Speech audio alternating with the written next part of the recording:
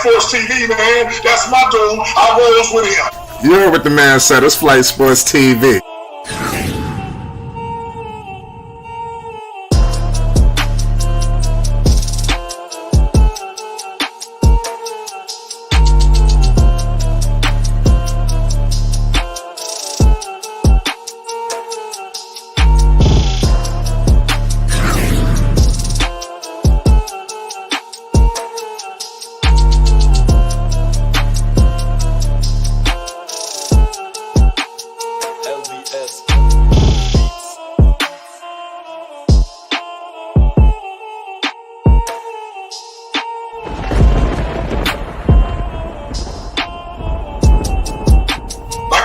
Flight Sports TV, that's where it's at. Flight Sports TV.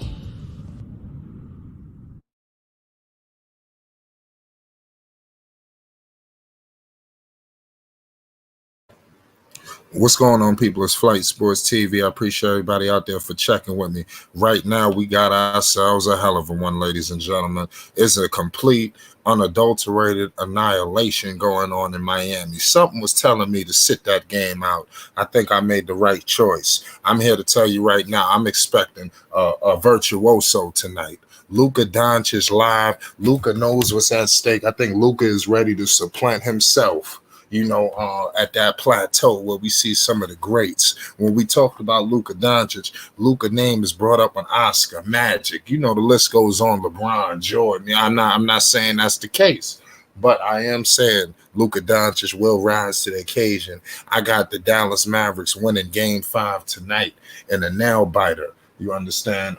But we will be keeping you guys up to date, on what's going on. I want to salute everybody that's rocking with us last night. We had a hell of a show. I want to appreciate everybody who tuned in. It was a hell of a game last night. Salute to the Zen Master. You got Jimmy Butler out here putting the ass whooping, the can of whoop ass on the Philadelphia 76ers. We're going to have a star-studded chat. You already know we got a star-studded panel. You already know. Right now, the game in Miami is over. My man almost had a double-double, Jimmy Butler. The Miami Heat is looking to get back to that position they were in a few years ago. Let's see what happens. I truly believe the NBA is wide open. You don't know who's going to win the championship right now because anybody could knock off anybody right now, especially in the East. In the West, I think Golden State is looking like they might be the team, but let's see. There's a lot more basketball to be played. Salute to everybody. We got Rave Kingdom in the building. What's good, Rave? Talk to the people, man. We live. Another day has come. Another day has passed. Another day naturally. Man, ladies and gentlemen, blah, blah, blah. For one, shout out to everybody, boy. I started singing that song because, man, it's getting closer and closer to the destination. It's getting closer and closer to where everybody has put their tickets to watch. It's getting closer and closer to that championship, man. It's getting closer. Teams are starting to get eliminated. What's going to happen with the Memphis John Morant? Might not even play the next game. It's so many questions. We're watching the Suns and the Mavs do they thing. Ladies and gentlemen, I'm so glad to be a part of Flight Sports TV, the hottest in the streets. Shout out to that chat. That's right. To the panel, man. Shout out to everyone to sing the song one more time. We got a song to sing. The day has begun. Are you gonna do it like that, Ray? Man, I'm not ready to sing high notes. So, like I said, I see everybody's here excited, man. Before we get into the game when it starts, let's get some predictions. This is a game 5. You understand? Series knotted 2-2. Most people say the winner of Game 5 is more likely to win this series. That's why I think Game 5 is more pivotal than a lot of people think. I truly believe this Mavericks-Suns series in particular is going 6 games. I think whoever wins tonight is going to win the next one. You understand? Whether I think Phoenix, if they win tonight at home, they're going to close out Dallas at home. They don't want to go Game 7 in Dallas. Trust me. You understand? And I think Luka Doncic, if he pull off the virtuoso tonight, they're gonna close their ass out in Dallas next game. Yep. So in this pivotal game 5, before we get tip off, shout out to Sky. He's talking about the Suns gonna win. Pressure on the Suns. I think Mavs win it tonight. Saying I'm with you, Josh. Rave Kingdom. Let us know your thoughts on who's gonna win tonight. Because CP3 is in a world full of shit.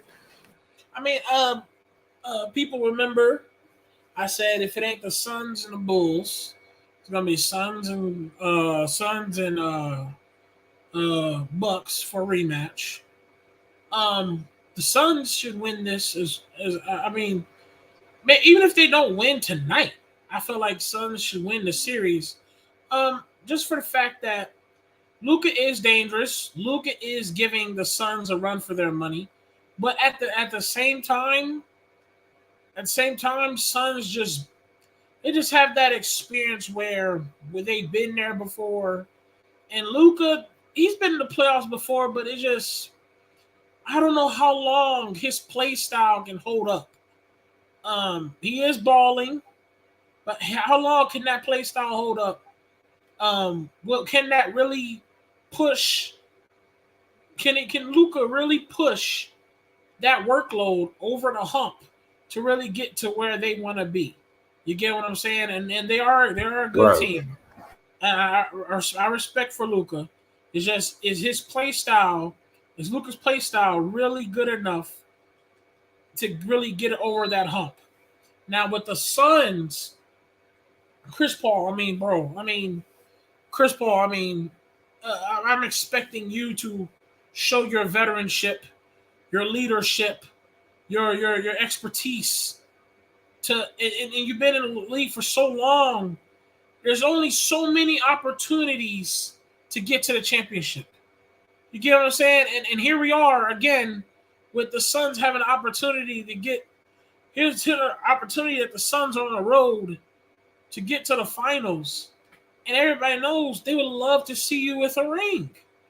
But in order for you to see you with a ring, you got to get past these guys. You got to get past this Luka. I believe you can do it. I definitely want to get into some of his Chris Paul's escapades because he's had several. You know, it's crazy. And Chris Paul, and not just Chris Paul, man. The Suns, man, they're a great coach. They work hard. They got some nice guys out there.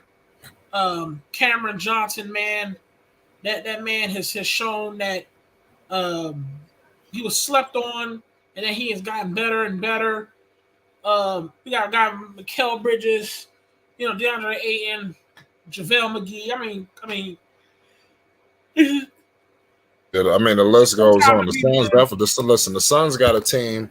I think Chris Paul, like I said, let's see what happens, man. Like I said, he can't suffer another defeat because look at all of his resume is trashed. You lose to Dallas, especially after the game he just played. Then Chris Paul, what do you have, 5 points? Do you got his stat line? No, let me double check that because I ain't gonna lie, his stat line was horrendous. Stat line for last game? Yeah, Chris Paul didn't do shit. Really. Well, he was in foul trouble. I don't have a stat for the last game. I got it right away. Chris Paul was in foul trouble last game. He only had 5 points, 5 rebounds, and 7 assists. He only played 23 minutes. He got himself in foul trouble early. And that's kind of surprising for a veteran like Chris Paul. He's usually smarter than that. So that was very unfortunate. This fool went out there and got himself in foul trouble in game 4. To be honest with you, Phoenix look like if they do anything, shout out Jessica, shout out Basil. If Phoenix do anything, it's gonna be solely off the strength of them riding their home court advantage. You understand? Because they ain't did shit. They ain't get no crucial win. Yeah, they won that game in New Orleans. If New Orleans was just a little bit more experienced, they would have beat their ass. I think Dallas gonna win this series because Phoenix to me is fraudulent. This is why they not gonna win the championship under no circumstances. Because wait till they find a team that's going to step on their ass. You understand? See, that's the problem. There's nobody going for the kill yet. Phoenix right now, they trust me. They looking fishy. If Luka had the team and the supporting cast, he can go in for the kill tonight. They don't got nobody that's about that right now. But, it is what it is. What do you think about what I said, Ray? Do you think that any of these teams could go for the kill for Phoenix? I think I'm smelling blood with Phoenix, man. I smell the blood in the water. Do you think Dallas could have the mentality? Are they ready to win this game tonight? To step on Phoenix, man, to really put the heat on their ass. Shut up, Scott. You right, man. The NBA is helping them. It depends on the energy the Dallas Mavericks bring. It takes for the entire team to bring that energy, that mindset. But then again, Suns just have to remember, never forget who you are. And when I say that is, you're not like the Jazz, where you do good in regular season and you just pummel down the hill in the playoffs and you're just nothing. You guys have veteranship, you have youth, you have guys who's tall, you have guys who's short, you have guys that, to me, Suns are one of the most complete teams. Yes, you could probably add something to the Suns, but they're very well put together. You got your point guard. You Shout got out Isaiah. shooting Your guard. team definitely won tonight. You got your point guard. You got your shooting guard. Yes, you could probably throw an argument that you could probably add a nice small forward to that Suns team. But yeah, you got your power forward center on Suns. Then you got backups. You got JaVale McGee. DeAndre Ayton is just looking elite, man. He's getting good, man. So they just have to remember they're better than what they just got to remember that they're actually good, and they can't let the Dallas Mavericks beat them. Now, if they beat them, congratulations to the Dallas Mavericks. They worked hard for it. The Suns, I feel like this is your opportunity again. Last year you went to the finals. This is your chance to go to the finals again. You can't ruin that. You can't ruin that. Right. No, I'm totally with you, man. Shout out Josh Jackson. He said Suns got McGee. What that mean? Yeah, what I mean, I said that. I already said Suns got McGee. I already said that. We know. Yeah, Suns got McGee. We said that. Well, that's facts. So get in the chat right now. Let me know who's gonna win tonight. What about Devin Booker? Do you see him having a big game tonight? What do you see for him? Because it seems like just Chris Paul stole the headlines last game. What about D Book? What you see from him tonight? Because he got to step up too. I know Chris Paul gonna take all the heat, but Booker got to step up to the plate. What about Booker? The thing about Booker is, I've seen Booker go off before, but that's been the regular season. The playoffs, I feel like when Chris Paul's on the floor, I feel like Devin Booker plays a good team brand of basketball. So, in other words, he can possibly drop 20, 25, 30. But at the same time, I expect Devin Booker to play a good brand of basketball when Chris Paul is on the court. We can't predict the future. We don't know what's going to happen in this game. We don't know who's going to get hurt. We don't know who's going to not get hurt. We don't know. We can't predict the future. But what I can say is that we'll see. I think Devin Booker's played a pretty good brand of basketball.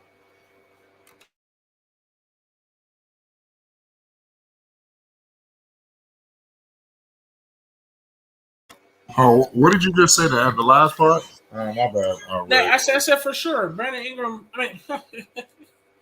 Devin Booker should play a pretty good brand of basketball. Yeah, I'm with you. We got to definitely do that. We got a game coming up next. I tell you what, because I'm being honest with you, I would much rather see Phoenix versus Golden State. Memphis look like they dead in the water. I want to see that Phoenix versus Golden State series. I would hate to see Dallas. I'm not discrediting Dallas, but I just think that's the real war. Chris Paul, Kyrie. There's no love lost. So I'm really waiting for that series. That's the series I'm waiting on. I don't care less about if Dallas get there. I think I think they could lose badly to Golden State. I was definitely. That's the real matchup, man. Chat, It's we chat, know hit what's that going like on. button. Hit that Yeah, sub definitely, button. definitely hit that like button, hit Shit, that you already sub know. button. We just getting started. Shout out Chuck Morris in the building. Salute to Chuck Morris. Salute the NBA old boy. Shout out to Yeah. everybody, man. Shout out to Basil. We'll see you. And we got Luka Doncic coming to that stage. Luka Doncic about to electrify the building up in Dallas. Yes, sir. Yeah, Y'all already know what to do. yeah. At that light, we got tip off coming up shortly. The game is coming up. I'm telling you, all the pressure on Phoenix tonight, all of it. Chris Paul, I'm telling you, on Chris Paul, when you start putting pressure on Chris Paul, he crumbles. I've been watching Chris Paul a long time. He showed me that he not always the best when shit get close, shit get real tight. It's our Suns flag. I know the Suns is home. What the hell that mean? This game 5. Didn't Luka and them beat them at home? No, did they? No, they didn't. They were close in that game too. You know what I'm saying? Let's not act like they can't go in there and beat them. Blowing this out, I'm gonna tap in shortly. Yeah. Shout out, Zen. CW Philly is done. We got Monty Williams giving out the message. Chris Paul hands all on the clipboard. What's going on with Booker? Is he playing? Is Devin Booker playing? I hope so. Well, I seen Booker.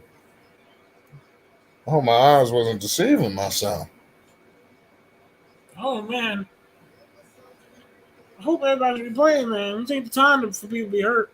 I know. Is Booker? Anybody hear something on Booker? Shout out to I know I didn't see. Billy Oh, Boy. I gotta get a better look. Shout out Shout out to Billy Boy. Shout out to Billy Boy. The Let's Go Mavericks. You must be a Mavericks Oh, fan, man. Booker's there. Hey, you're in the right channel, man. You can support whatever your favorite team is, man, on Flight Sports TV. Whoever your favorite team is, man, you can shout out your favorite team, man. Dallas or what? They're Yes, going you're to a fan, Mavericks fan, man. You made a good game tonight. Anybody who's a Suns fan, you're allowed on Flight Sports TV to celebrate your team. If you're a Mavericks fan, you are allowed to celebrate on Flight Sports TV, man. Whoever doesn't know that. Yeah, that's facts. Yeah, definitely. Any team, whatever your team is, we definitely talk about all 30 teams at some point during the show. So, if your team is whatever, even if your team is Utah, shit, whatever. We'll wrap what you says not important. Watch this. Whoever the refs go today, that's who wins. Done. We can't put everything on the refs. So, salute to not important. If you knew, y'all done stumbled to the right place. Phoenix Suns have controlled the tip-off right now. You got Devin Booker guarded by Dorian Finney-Smith. Chris Paul guarded by Reggie Bullock. Chris almost got a kickball. Got Jay Crowder on Luka. You got DeAndre Ayton. Oh, damn. That was a charge. Thank you. Yeah, they called that charge on Powell. He tried to run Powell over. I'm telling you, DeAndre Ayton to me, I need to get another look. You understand? I'm just saying. Number 1 overall pick. I'm not saying that he's just a piece of shit, but I mean, what if Chris Paul and Booker wasn't there? I'm gonna rest my case. Shit, I might look good down there too. Pause. You got Devin Booker. He's on Luka Doncic. Oh, give Booker credit. He's taking the challenge. Mm-hmm. Luka backing his ass down.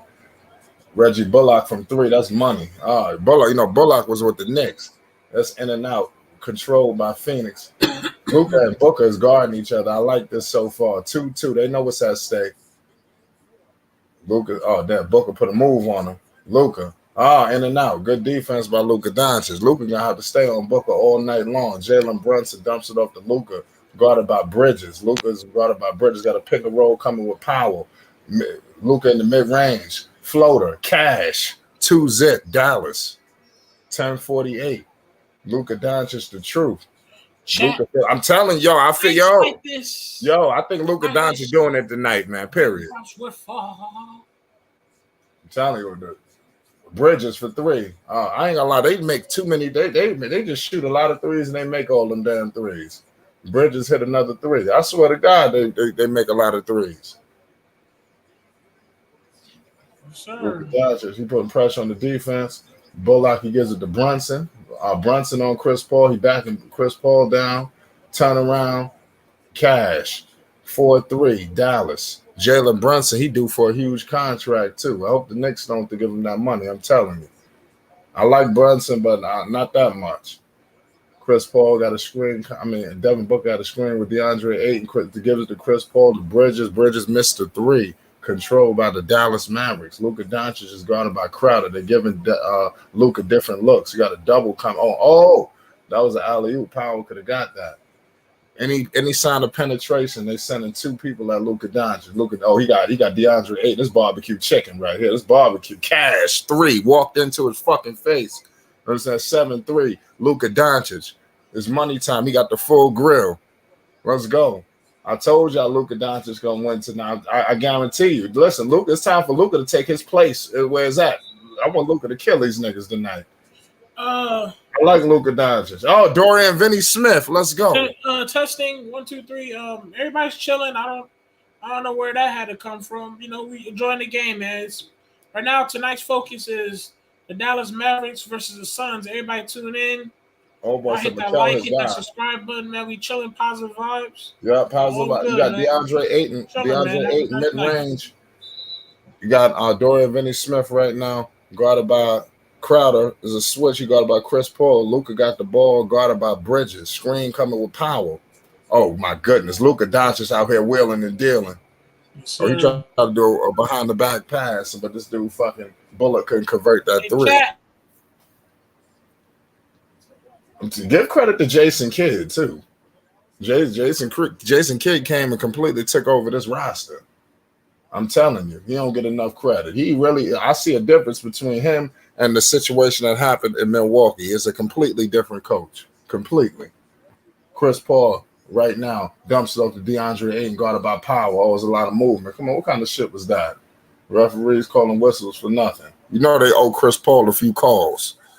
You know Chris Paul, is he the president of the Players Association? I don't know who the hell the president is anymore. I hardly follow it anymore. Dallas, what was it, first quarter? Okay, I'm looking at the averages. Powell got 2 fouls. He in foul trouble. He got to take it easy. Who's going to guard DeAndre Ayton? Or Devin Booker, mid-range. Cash. He working that mid-range. So this is what Dallas got to be careful. Because Dallas looked like they could have ran away with this game, and now they're about to get close. They're about to close that gap. They doubling Luka. I ain't gonna lie, Luka might have walked right there. This nigga Dorian Finney-Smith again with another 3. They're getting trigger happy. See, I don't like the 3. I ain't gonna say I don't like it, but I just think the 3 ball is. Oh damn! Give Devin Booker credit. He did some other shit. This nigga hung in the air. This nigga Devin Booker was just hanging in the fucking air. You understand? It's crazy. Like who the hell he thought he was? Jalen Brunson right now. Oh, damn, he done went through 2 motherfuckers. 13-9. You got a foul on the play. I'm telling you, the Knicks better stay the hell away from Jalen Brunson. I'm hearing that the Knicks told him I'm throwing him the bag. The Knicks will be completely foolish to give this nigga any money. The Knicks always get the B, C level motherfuckers. When we going to get the A level? They must have Luka a choker, bro. Nah, I don't know. That's why they got to run away with this thing. You can't have this shit close. If it's close, let's see what happens. Dallas got to really. Oh, I'm telling you, Chris Paul can't guard this nigga Luka. I think Luka taking this shit as a joke. He just violated Chris Paul. He little man, this nigga. He just backed him down, hit him with the turnaround at the mid-range. 7 points, 3 of 3. I told y'all before the game started, watch out for Luka Doncic tonight. Watch out for Luka. You got Devin Booker right now working the mid-range. He missing it. He missed the shot. Luka Doncic course a half court. Crowder's ready to meet him. Oh, fuck. It was a deflection. Dallas ball. Dallas still got the ball throughout the deflection. Got a commercial break. Superstar Luka Doncic in full effect. Look at Chris Paul using his dirty tactics. You understand? Grabbing him and shit, holding him. Come on with all of that, man. Play ball. Play ball, goddammit. He said Luka look unfazed. Yo, I got Luka going out killing. I said a virtuoso. He already 3 of he ain't missed shit yet. Didn't I tell you, Ray? People sitting here talking about this Luka shit. Hey, take it easy. Facts. And they got, like I said, there's gonna be times where the Mavericks are gonna test the Suns, and the Suns have to remember you are a playoff contending team. Right. This is your opportunity to go to the championship again, and you are equipped with rebounders, IQ, shooters. You have youth and you have veterans. Dallas Mavericks, they have some people as well. They even got spectacular Luka. So it's nothing to sleep on. But you got to go out there and handle business, man. You get what I'm saying? When you go out there, you gotta handle business. Yeah, definitely handle business. We got a commercial break. The game is still early. I'm telling you, Chris Paul, man, CP3 in a world full of shit. I know that look. I've been watching Chris Paul a long time. Some of y'all, some young boys. Chris Paul was one of my favorite players coming up when he was playing in New Orleans originally. You understand, when he was with New Orleans. CP3 was my guy. The tables have turned, but I mean, it is what it is. CP3 is the truth. I'm not discrediting him. He's not trash or nothing like that. It's just when the pressure is on, he usually crumbles. And it's unfortunate for a player of his stature. You understand? Chris Paul is a big dog, man. That's cold. You understand? For him not to be in position how he should be, it ain't right. We got a commercial break right now. That's a hell of a game. I'm telling you. I'm interested in this game right here. Luka Doncic, I'm telling you. Look out for Dallas if they win the series. I think that Phoenix matches up better with Golden State. I think that Golden State could dispatch this team. But I mean, it is what it is. Let's see what happens. I think Golden State and Dallas, I think it's a bad matchup for Dallas. Mm-hmm. I think that if what's the name didn't get hurt, he could have definitely beat He could have beat Luka Doncic, and the Dallas Mavericks could have beat Memphis, but I don't think they got a shot against Golden State if they was to somehow make it out to the series. Right. So we got a commercial break right now.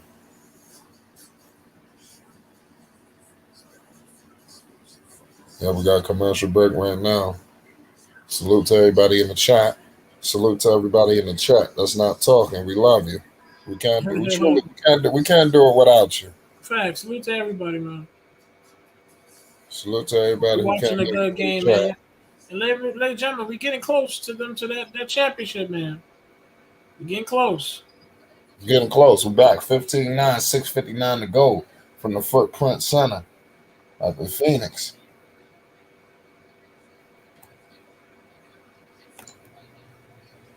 We got the legendary Zensylvania. Pennsylvania in the house. What's good? I can't call it. We got ourselves a hell of a game tonight. I see this. I've been watching. I'm at 6:54. I know you like to be all in sync. Oh, Luka got the. Oh, yeah. I locked up with you. Okay, we good. Yeah, I locked up with you a minute ago, so we good. All right, we got. Oh my God! Don't tell me he. Oh, if Luka would have made that, I would have had to call in something to eat. I'm telling you, I would. It's one of them nights. Oh man! If he would have made that step back right there, I would have had to get me something to eat. Yeah, that would have been bad. Yes, for certain things that I got to go outside. He ain't Dame Lillard. He ain't Damian Lillard. Cut it out. Yeah. Dame do some shit from half court. I gotta go outside. Let me sit down. Dame, we used to it. Let me have a seat. We wouldn't be used to Luka shooting that shit, but Dame could shoot from that Footprint logo. Nobody would think twice about it. That's a physics. 15-11 right now. Brunson to the lane. Conversion. Give Brunson credit. 17-11. Let's see if Dallas can hold on. Telling you, these Villanova boys, man. You got two of them out there right now, Brunson and Bridges. Yeah. And then they coached by Jason Kidd. People don't realize Jason Kidd is a tough ass coach. He ain't all nice to the guy, Nah, he's going for the gusto. He want to go for the kill. He an ass kicker. Yes. That's what Sacramento needed, and they punked out and got Mr. Nice Guy.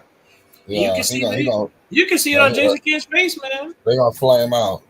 Exactly. Sacramento, they're gonna be in the lottery next year. They ain't doing shit. He ain't gonna bring nothing. Mike Brown, Mr. Nice Guy. I can't believe they hired Mike Brown. I can't either, but they're happy. They're Yeah, happy Mike because it's Brown. safe. So I thought about Mike Brown. Mike Brown had to sit there forever. You know, he was an assistant forever. That's the only thing I give him credit for. Who was it? Was it? It wasn't Draymond, but I think Steph said he looked at. Now somebody from the Warriors said he looked at Mike Brown as an eternal assistant coach. Oh, Matt Barnes. Matt Barnes said that on ESPN 1320 yesterday. Shout out to D-Lo and KC. But he actually said it on their show. He thought he would be a lifetime assistant coach. Now, what's that tell you about the man? I think y'all look at him. He's the kind of person that checks all the boxes, hits all the stripes, but he ain't going to move the needle. Where I feel you. How you doing today, Ray? I'm good, man. Good night, you know what I'm saying? Salute to everybody in the chat. Beat 1975. Salute to all y'all. I'm just watching teams get eliminated and watch how my predictions how they truly are going. I said my predictions were, if it wasn't Bulls and Suns, I feel like it's going to be the Suns and Bucks as a repeat. I'm watching some teams. Some of my predictions has went well. Some has been bad. Like my Brooklyn Nets prediction when I told these dudes that Brooklyn was not going to have a good playoff series. People was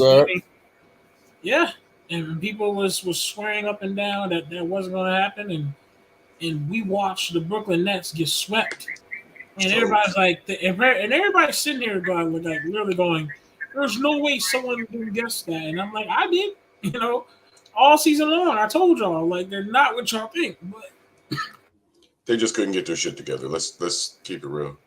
Yeah. If they'd have got their third member in place in time, they'd have been okay. They'd have been better off at least. But Kevin Durant carried that team all season by himself. Who's their third member? Well, it would either have been Simmons or Harden, but they didn't have either one of them in place. So I think that's the problem for them. They're top heavy and relying on the 3 stars at the top. And when you take any of those 3 stars out, they screwed. Mm-hmm. That's how I look at the Nets. As opposed to 5 years ago when they had Jared Allen and Karis LeVert in a more balanced team. Maybe you add Kevin Durant to that more balanced team and you're better off. This superstar team, you lose one of them, you're in trouble. Yeah, man, I don't know about Ben Simmons. I feel like I get where people. I understand where people feel that he is needed on that team, but what I've seen from the other guys that Ben Simmons has played with, I watched them suck it up. Ben Simmons bullshit. So, well, he's our teammate. He is, he is a part of what we do. And I watched him on the court get frustrated. And everybody can sit there and tell me as much as they want about how a lot of people will just drop the egos and not trip about him not shooting. But I really feel like when the game is on the line, or not even now the game is on the line, when they need Ben Simmons just shoot once. If he don't do it, you really feel like KD or Kevin or Kyrie ain't gonna cop an attitude one time? You think niggas' egos is that good? You get what I'm saying? Yeah. Like, y'all expect niggas' egos to be so limited, and that never really happens. You get what I'm saying? Yeah. Guys in sports, football. But Rave, I think it was a power struggle. You had a power struggle between 2 young stars. And I think that's what happened to Embiid. I mean, the Simmons, he lost that power struggle and didn't like it. Didn't like it at all. I'm just saying. So now he's got to be under an umbrella of people who he respects. Right. He respects Kevin Durant and Kyrie. He ain't going to fight them. He ain't going to fight them at all. But Embiid, you can see we came in here at the same damn time. I'm the 3-time defensive player, blah, blah, blah. You ain't even got no accolades at all. I want to say something. Can everybody go and hit that like button? I'm trying to figure out what's the hold up on the likes. It's free. It don't cost a goddamn thing. You understand? I don't know why y'all hit these likes. I mean, that's sad. I swear to God, I'm like one of the most lag behind people with the like button. It's ridiculous. It's crazy. They need to keep it at like 50% to help at least 50% to help the algorithm. Has to be. Right. So if we got 50 people watching, we need to have at least 25 likes. But sure, y'all tune in. At least. Y'all tune in though. Hit that like. You got the Mavs versus the Suns, y'all. Yes, sir. Yeah, what was we talking about, Ray? What's up? What was we talking about, Ray? I was talking about I was tell y'all to fuck off. See, I'm old. You ain't got no excuse. It don't matter. We had commercial break. I think we were talking about Ben Simmons. Oh yeah. What I was gonna say is that he'll yield to those other guys where he wouldn't yield to Embiid necessarily. He was trying to beat Embiid. So I think that's a better environment for him overall. And he's 6 years younger than both of them at least. So he can see himself transitioning into that team and staying there. They're becoming his team in a couple of years. So I think it's a better situation for him all around. You know how it is. Two young bulls, button heads. It all came out in front of us and we all saw it. That's just the tip of the iceberg that we saw, but there was an iceberg underneath that. Right. It's all good. I mean, my thing is just Ben Simmons had not touched the court. Ben Simmons has shown that he's lackluster in the playoffs. And also, Ben Simmons, he's a guy that shows little to none improvement. And I understand there's people out there that still believe in him, and we'll see because he has to improve. He has proven something. He has to come back, and we'll see how his offensive scheme fits with that team. We see how his defensive scheme is going to work because he's going to play the defense that the Brooklyn needs. Mm-hmm. But will his offensive scheme work? That's my question. And everybody feels like he's just going to slip and fit right in. And I'm like, are y'all sure? He doesn't have to be. He doesn't have to be a primary scorer. That's the whole thing. He'll be the third or fourth option on offense. Right. What's good, Marv? What's going on, guys? What's up, man? So what did Harden do today, y'all? After this hot game, he turned back into James Soffen, didn't he? 5 for 13, 14 points, 6 rebounds, 4 assists. Right back to James Soffen. Yep. Who did you say, Martin? Soffen. Oh. James Soffen. Who he play for? The Sixers. His real last name is Harden, but I call him Soffen. Yeah, you know Harden. Oh, James Harden. No, I got you. Soffen. Okay. Yeah. What's up, Uncle Vern? You got that one past me. I'd have been all day trying to figure that one out. Hey, what's good, Uncle Vern? Who's this? The old boy? Who's this? This is Zen. All right, what's up, Zim? That's my bad. I be getting everybody mixed up, man, sometimes, man. But I've been listening to y'all. I've been listening to y'all all day. Matter of fact, let me start off with this. Shout out to Flight Sports TV. What's going on, Flight? Hey, Flight. I can't call him. Hey, Flight. What up, Bob? All right. Hey, somebody got to call it. That Rave called it. Rave can call it. I bet you Rave can call it. Yeah, you said that the flight is a machine. What'd you say? Yeah. You a machine, Flight. You a machine. Boy, I tell you, I wake up and go to sleep on you. Pause. Yeah, I do, Flight. All hours and all parts of the day, boy. Yeah, we're gonna keep working. Hey, I'm sorry, Flight, if everybody else don't hit the like, but I'll be hitting the like, Flight. Yeah, it's all good. I was just saying. Got 2 likes. If you got 2 likes, Flight, I'm one of them likes. I'm telling you. Yeah. 1,000 people will see you. 1,000, 2,000 people still see you.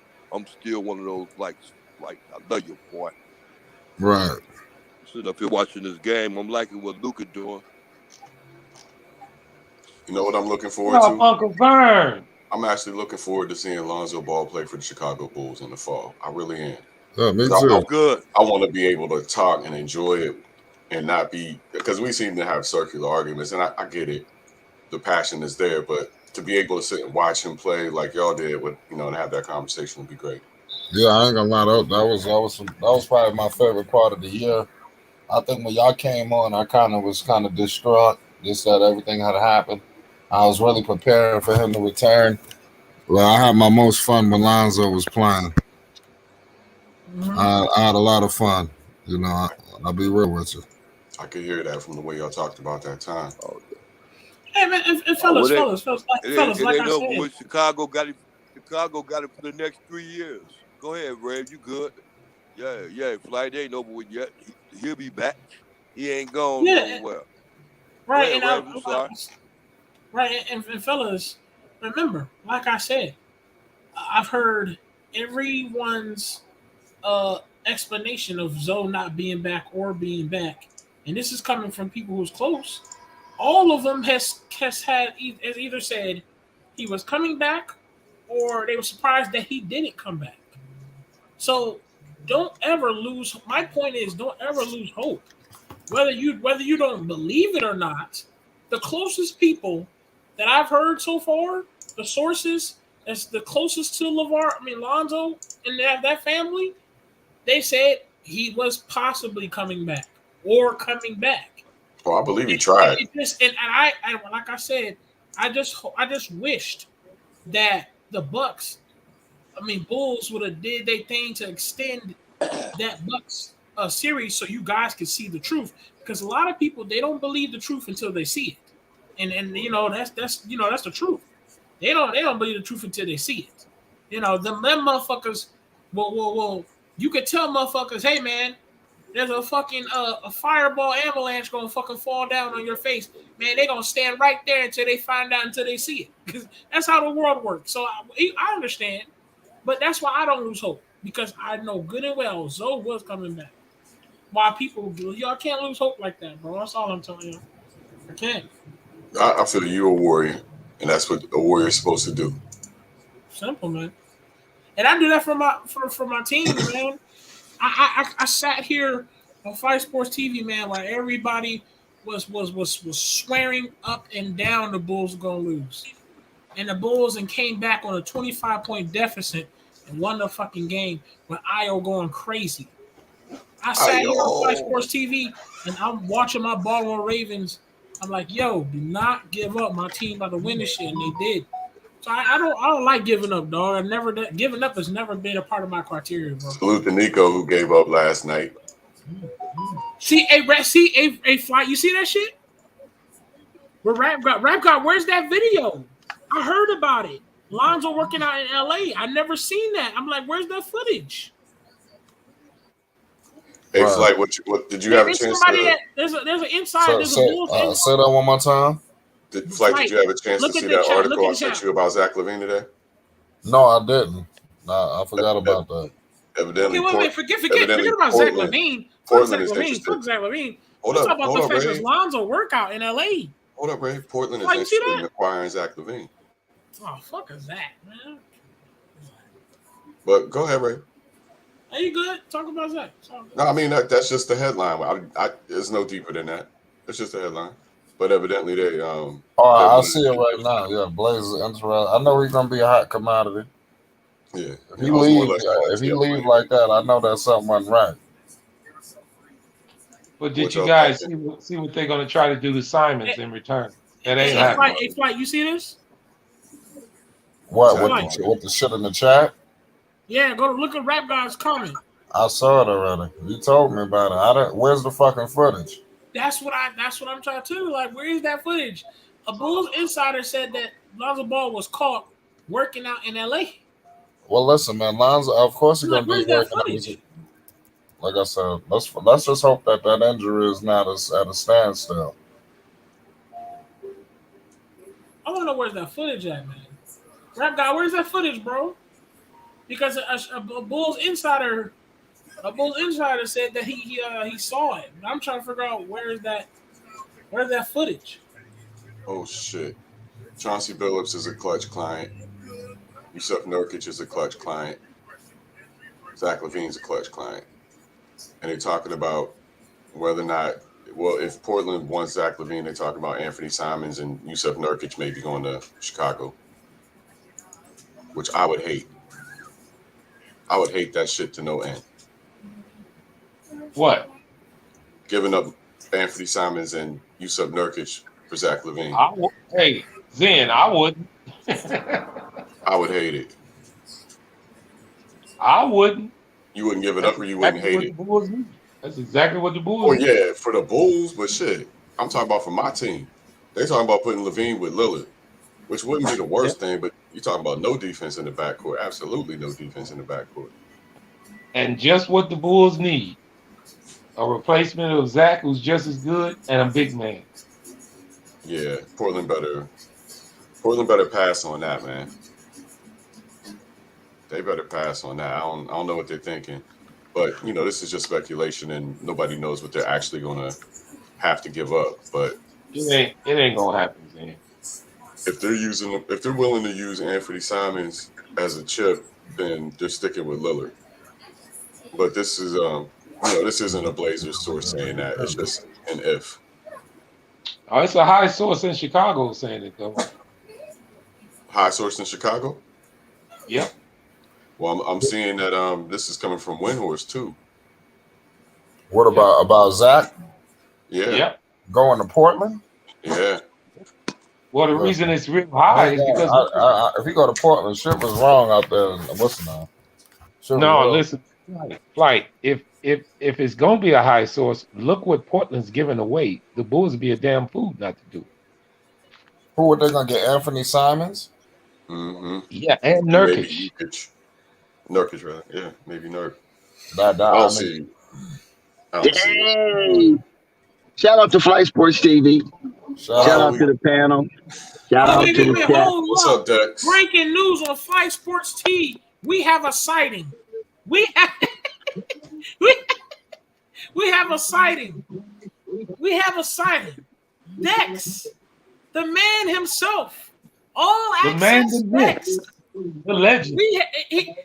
There's no written checks here now. He's here. He has shown his face. What's up, Dex? Crockett. Dexter's Crockett. I was here yesterday, Ray. What are you talking about? I know. Shut up. That's how you do me. He was live from the barbershop. First of all, Zen Master, listen.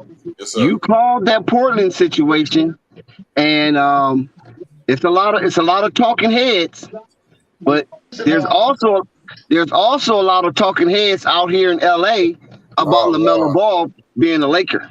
Ooh, okay. Well, that talk just won't go away. That's gonna be the rumor all until the offseason's done. Wait, whoa. What they gonna do about LeBron? Trade his ass to Charlotte. What they gonna do? Let Michael Jordan have him. That would be great. Let Michael Jordan have him.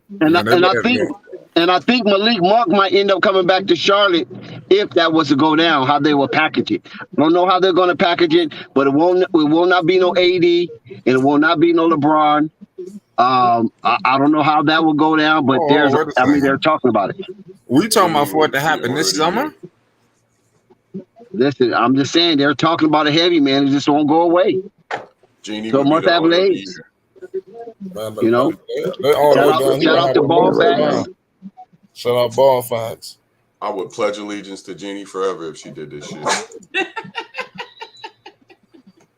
So I mean, it's got legs. So I don't know if this the media just pushing for it. You know, the LA media. I just think they just want LaMelo Ball so bad they just salivating over the opportunity that. Be right back. They can even bring this up, and there's an opportunity. There's a chance that they can make it happen and make everything work out. What's the package, Dex? Oh, I don't know. I don't know what the package is. I just know that they're just talking about the Los Angeles Lakers might be in heavy pursuit of the LaMelo Ball becoming a Laker. I don't know if that's just chatter, just to keep the Lakers fans, you know what I'm saying, in suspense because of the dismal and disappointment of the Los Angeles Lakers this year. I don't know, because sometimes, you know, it's a ploy. They can do that. You feel me? And Jenny Buss is very coy about the situation. She's not making any noise. She's ain't making any comments. Nothing official coming from the Lakers organization. But where there's smoke, what we always say, there's fire. There's fire. So I don't know. I kind of doubt it myself. You feel me? That Michael Jordan would allow something like that would happen with someone so young and he still have you know, financial promise with LaMelo until his second contract. Not this one, but the second contract. Then that might could be a very high possible situation. But I think Michael Jordan and the Charlotte Hornets organization will hold on to Melo. And this is a turning point right here. This is what's out in these flight streets. We already seen Borrego go down. I do not believe Mitch is going anywhere. Mitch don't believe he's going anywhere because Mitch did put forth somewhat of a winning team because they did make the play-in situation, even though there was a 10 seed 2 years in a row, and they was unable to advance due to sour play of the players that was involved on that court in those two games, being eliminated by Indiana as well as Atlanta. But if Gordon Hayward somehow, some way is transitioned and acquired by another team, then I do not think LaMelo Ball is going anywhere no time soon. But if Gordon Hayward remains on that roster come up next season or this season coming up, then there's a possibility that they could swing that young superstar, pay Miles Bridges, package it up for something good, either a three-way team trade. They might try to get involved in some of this Portland aspect they're releasing. A lot of that talent up there in Portland. It could be something in that conjunction. But like I said, there's a lot of talk, and that's all it is for right now. It's loose chatter. Loose chatter, yep. Ladies and gentlemen, all it is, we just talking. Play off season is coming up, man. Y'all know what off season is, man. Wildness, man. And if anybody remembers, Flight Sports TV last off season was wild. So tune in, hit that sub, hit that like, because the off season is coming. And y'all remember last off season was crazy. This is just talk, ladies and gentlemen. We just get it ready. Get your fingers crossed. Go ahead, grab your penny, grab your lemonades, whatever you gotta do. This shit about to get wild, dog. And also to conclude, let's say if the Lakers pick up a coach and they have on that coaching staff Tyrone Corbin, then there could be a chance that the Lakers do make some substantial moves, and some of the moves could be very shocking. But if the Indiana Pacers really wants Gordon Hayward, it's available to them, because one thing we have to understand about Gordon Hayward and that triangle with Boston, the Charlotte Hornets, and the Utah Jazz is that the Charlotte Hornets pursued Gordon Hayward after his first rookie extension. And they didn't secure him because Utah matched the Charlotte Hornets offer. So you got to keep that in mind. So it's not like Charlotte Hornets just flooped up and got Gordon Hayward. They always pursued Gordon Hayward. They finally got him at the end of with the Boston situation at the end of that contract. And so that's their guy. Gordon Hayward is their guy because they've been pursuing him for a very, very long time. They finally got to him in his grasp. Maybe they're just waiting for him to heal properly. And it's a possibility that maybe if it's a choice between him and LaMelo, they can choose Gordon over LaMelo Ball. They'd be the dumbest son of bitches I ever heard in my life. Ooh, well, a lot of people thought they were the dumbest son of bitches when they gave him the $120 million contract. Exactly. But if they don't want to take care of him, they might do it. You're right. And let me tell you something. I said it again, and I said it before. I said this when the people kept saying they were swearing Jello was going to Hornets. I'll tell you something. Hornets have a huge track record of being horrible or making horrible decisions. Okay? And they have a track record of that. Y'all can try to defend it all you want. They have a huge track record of it. And they can fuck around and be like, oh, we believe in Gordon Hayward because we feel like he was that guy. We paid him that money. We just feel like he just had some bad starts because he was in injuries. We feel like we can move forward with him. Don't be surprised. And it's already bad enough. It's already bad enough. They so far haven't shown like they're fully invested in LaMelo anyways. And then you got to understand this too, Ray. Who's to say that when they fired James Borrego, that Gordon Hayward didn't have something to say about it? Don't forget that. You know what I'm saying? Because like I told you, with my own eyes, I don't care what no other YouTube content creator talks about. With my own eyes, I seen it up close. Gordon Hayward did not say one word to James Borrego in that Los Angeles Clippers game that they lost down the stretch, which was a highly contested game from start to damn near finish. I didn't see Gordon Hayward say one word to James Borrego. You follow what I'm saying? Now, if he called a timeout, he was kind of in the timeout, that's different. But I'm talking about just like really just shatter. The only people I seen talk to James Borrego in that manner was Cody Martin, Ish Smith, LaMelo Ball, James Bouknight. Everybody else, especially Gordon Hayward and Miles Mason Plumlee, didn't have one word to say to that dude. Every time there was a timeout or there was a commercial timeout or any break in the action, they went and sat down, and I did not see them really coying up too much to any of the other players. You know what I'm saying? Their interaction was not continuum whatsoever. It was almost like just let me concentrate on my game. Let me play. Don't bother me. If there was a starting pitcher of a World Series team or a reliever coming in an intense situation in baseball where they say don't say nothing to the pitcher, just let him do his thing. Don't break him off his concentration. That's the type of vibe that I was getting when I saw him up close and personal. You feel me? And that was a highly contested game. It wasn't like it was a blowout. Hornets was blowing them out or the Hornets was getting blown out. It was highly contested. And I think communication with coach and players was vital. And I did not see one iota of communication between them that was meaningful.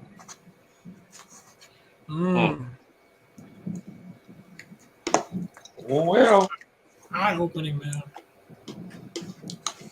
Side note, you watching the game tonight, Marvin? I'm not watching it right now. I'm actually doing a essay right now. Oh, okay. Anybody got the score? Yes, I was just about to run it down. Run it down. Well, I'm looking at a. I'm sorry, I'm looking at a sidebar on it. It's 38-32, Dallas. Okay. What's your thoughts, Marvin? I mean, I'm just, I told you guys the pressure's on Phoenix. They got to come on with it tonight. Dallas just playing free and easy. That's your home city. You riding with them? Yeah, I was making sure these stats was right. Let me bring it up to you, everybody. Update, and everybody, please, in the comment section, please write down who you feel like is going to win tonight. And it is second quarter with Powell with 0-0-0, 6-1 with Mr. Finney Smith, Bullock with 0-1-1, Brunson with 9-1-2, Doncic, Luka, Magic, aka 11-2-4, Maxi Kleber 3-2, Bertans 6-1, Dinwiddie 2-1-1, Frank Nicotina 1 minute, all zeros down the statue right there. Going on to the Suns, Ayton 4-1-1, Chris Paul 2-4-0, Crowder 3-2-2, Devin Booker 12-3, Mikal Bridges, my boy 6-4, Johnson, my boy 3-1, Biyombo 2-1-1, Landry Shamet 0-1-0, JaVale McGee 0-0-2. 38-32 game, yo. So y'all let us know who's gonna win between the Suns and the Mavericks. I'm gonna go with the home team. Wow, that earlier game was the thumping, was it? It was the same. It was the same of the same. You know what I mean? Where old stuff. Philly just could not, participate in a close contested game in Miami. Miami just gave him a thumping. Dex, remember That all was that a shit? beat now. Dex, remember all that shit we was talking about Harden the other night? Justified. He All came of it. down to earth, huh? All of it was justified. Well, it was a road game, guys. Look how all the teams playing on the road. Sometimes they don't play that well. That's just James Harden in the playoffs, bro. But you should expect that from your role players, not your stars. No, Harden you and can Embiid should expect play it from well James regardless of what arena they're in. Well, yeah, that's true, but every year. Tony's he's gonna come up with a hamstring any minute now. And you know what? And it was pivotal. And we already know that game 5 in a 7-game series, especially when the series is tied, is the most pivotal game because that 3-2 swing can be devastating to the team that's only with 2 wins. And the team with 3 wins, they can play a little more loose because they still have a game to give. Yeah. Where the team with the 2 wins, they can't play loose. They can't afford mistakes. So a lot of people tighten up in those situations, and that could just be the end of their season. So we'll see how Doc Rivers coach him back up to strength. What it did, Dex, is it guaranteed Miami to come back home big. Mm-hmm. Yep. That's all they want. Good. Well, did they look good because Kyle Lowry was not on the floor, guys? Mm-mm. That's interesting right there. It could be different matchups give you different problems. So it could be that Lowry's Lowry, but in this matchup he's not most effective. Marcus Smart's kind of struggling too. They make sure he brings the ball up every play, guys. He's been struggling. He was hurt. I think he was playing hurt. But even Joel Embiid, Joel Embiid didn't even get 20 points. No. He went into that crowd, he hurt his back, and it seemed like he wasn't the same after that. No, they played. I don't know if you say that again. Miami played their style of defense today. I know, but Joel Embiid, remember he went into the crowd chasing the ball? Yeah. And he came up, back on the chair. banged up with his back. I knew right then and there Philly was done. Did you see how the way that Shake Milton was looking at Joel Embiid when he hobbled back down the court? Or was that Tobias Harris? Could have been Tobias Harris. He looked at him like, dude, really? You know what I'm saying? You see that guy hit the ball on Embiid's face? No, I didn't see that one. Yeah, they took him to the side. He was on the ground he was on the floor, laying on the floor for about 5 minutes, holding his face. Yeah, that could be devastating to the psyche of a team seeing your big man go down like that. Because they already knew what it was when Embiid was not playing, how Miami would just handle him easily. Right. And they was kind of insinuating that he tried to do it. He didn't try to do that. He hit the ball and it just hit Embiid's face. Hit him right in that eye. Chris Paul on the break. Yeah, you can tell. You can tell when someone's trying to be intentional or not. Really, for real.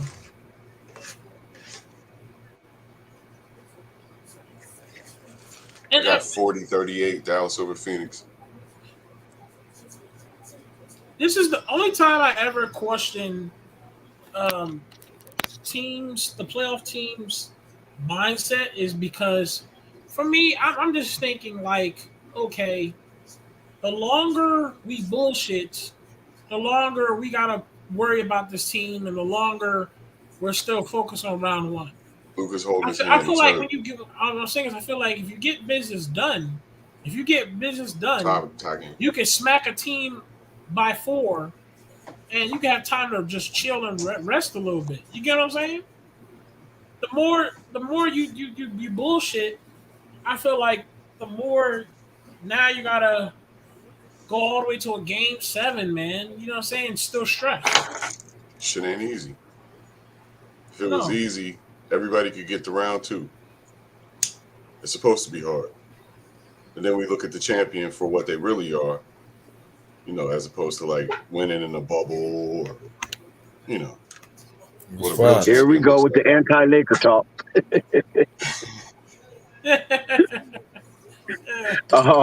Zen Master, he can't help himself. Somebody had to It do just oozes out of his pores. it. Somebody had to do it. I watched the Lakers all season. I deserve to talk shit.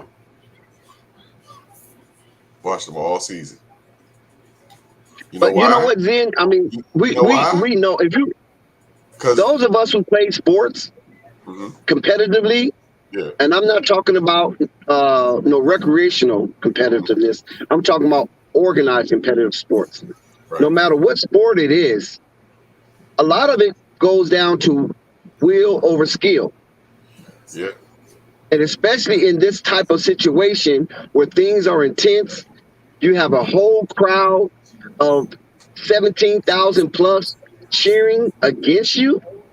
You follow what I'm saying? And you just might have a small pocket and remnants of fans cheering for you, but they can't be heard because they're being their decibels could not overcome the decibels of the 17,000. That could be shaky for some people because a lot of these athletes, you know what I'm saying? Right. A lot of these athletes have excelled and propelled based on people and the energy in their favor.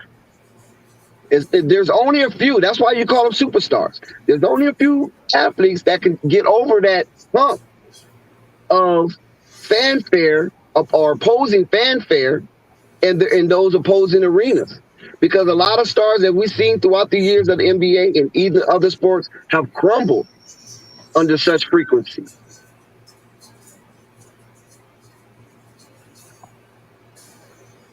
Those are facts.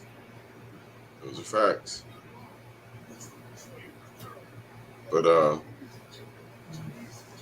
we got another commercial break. Yes, What's sir. up? Out in Phoenix. Y'all hit that like. We promise you. Please hit that like. Trust me, man. It helps out, man. Everything y'all doing, man, on Fight Sports TV helps, man. I hit that Cash App, hit that Super Chat. Every single penny is about the growth of this channel, bro. I promise you. It just all of it, man. It goes all into how this channel goes, man. So I also heard the Knicks are interested in Donovan Mitchell and vice versa. The Knicks are interested in that, man. Just like last year, they interested in everybody.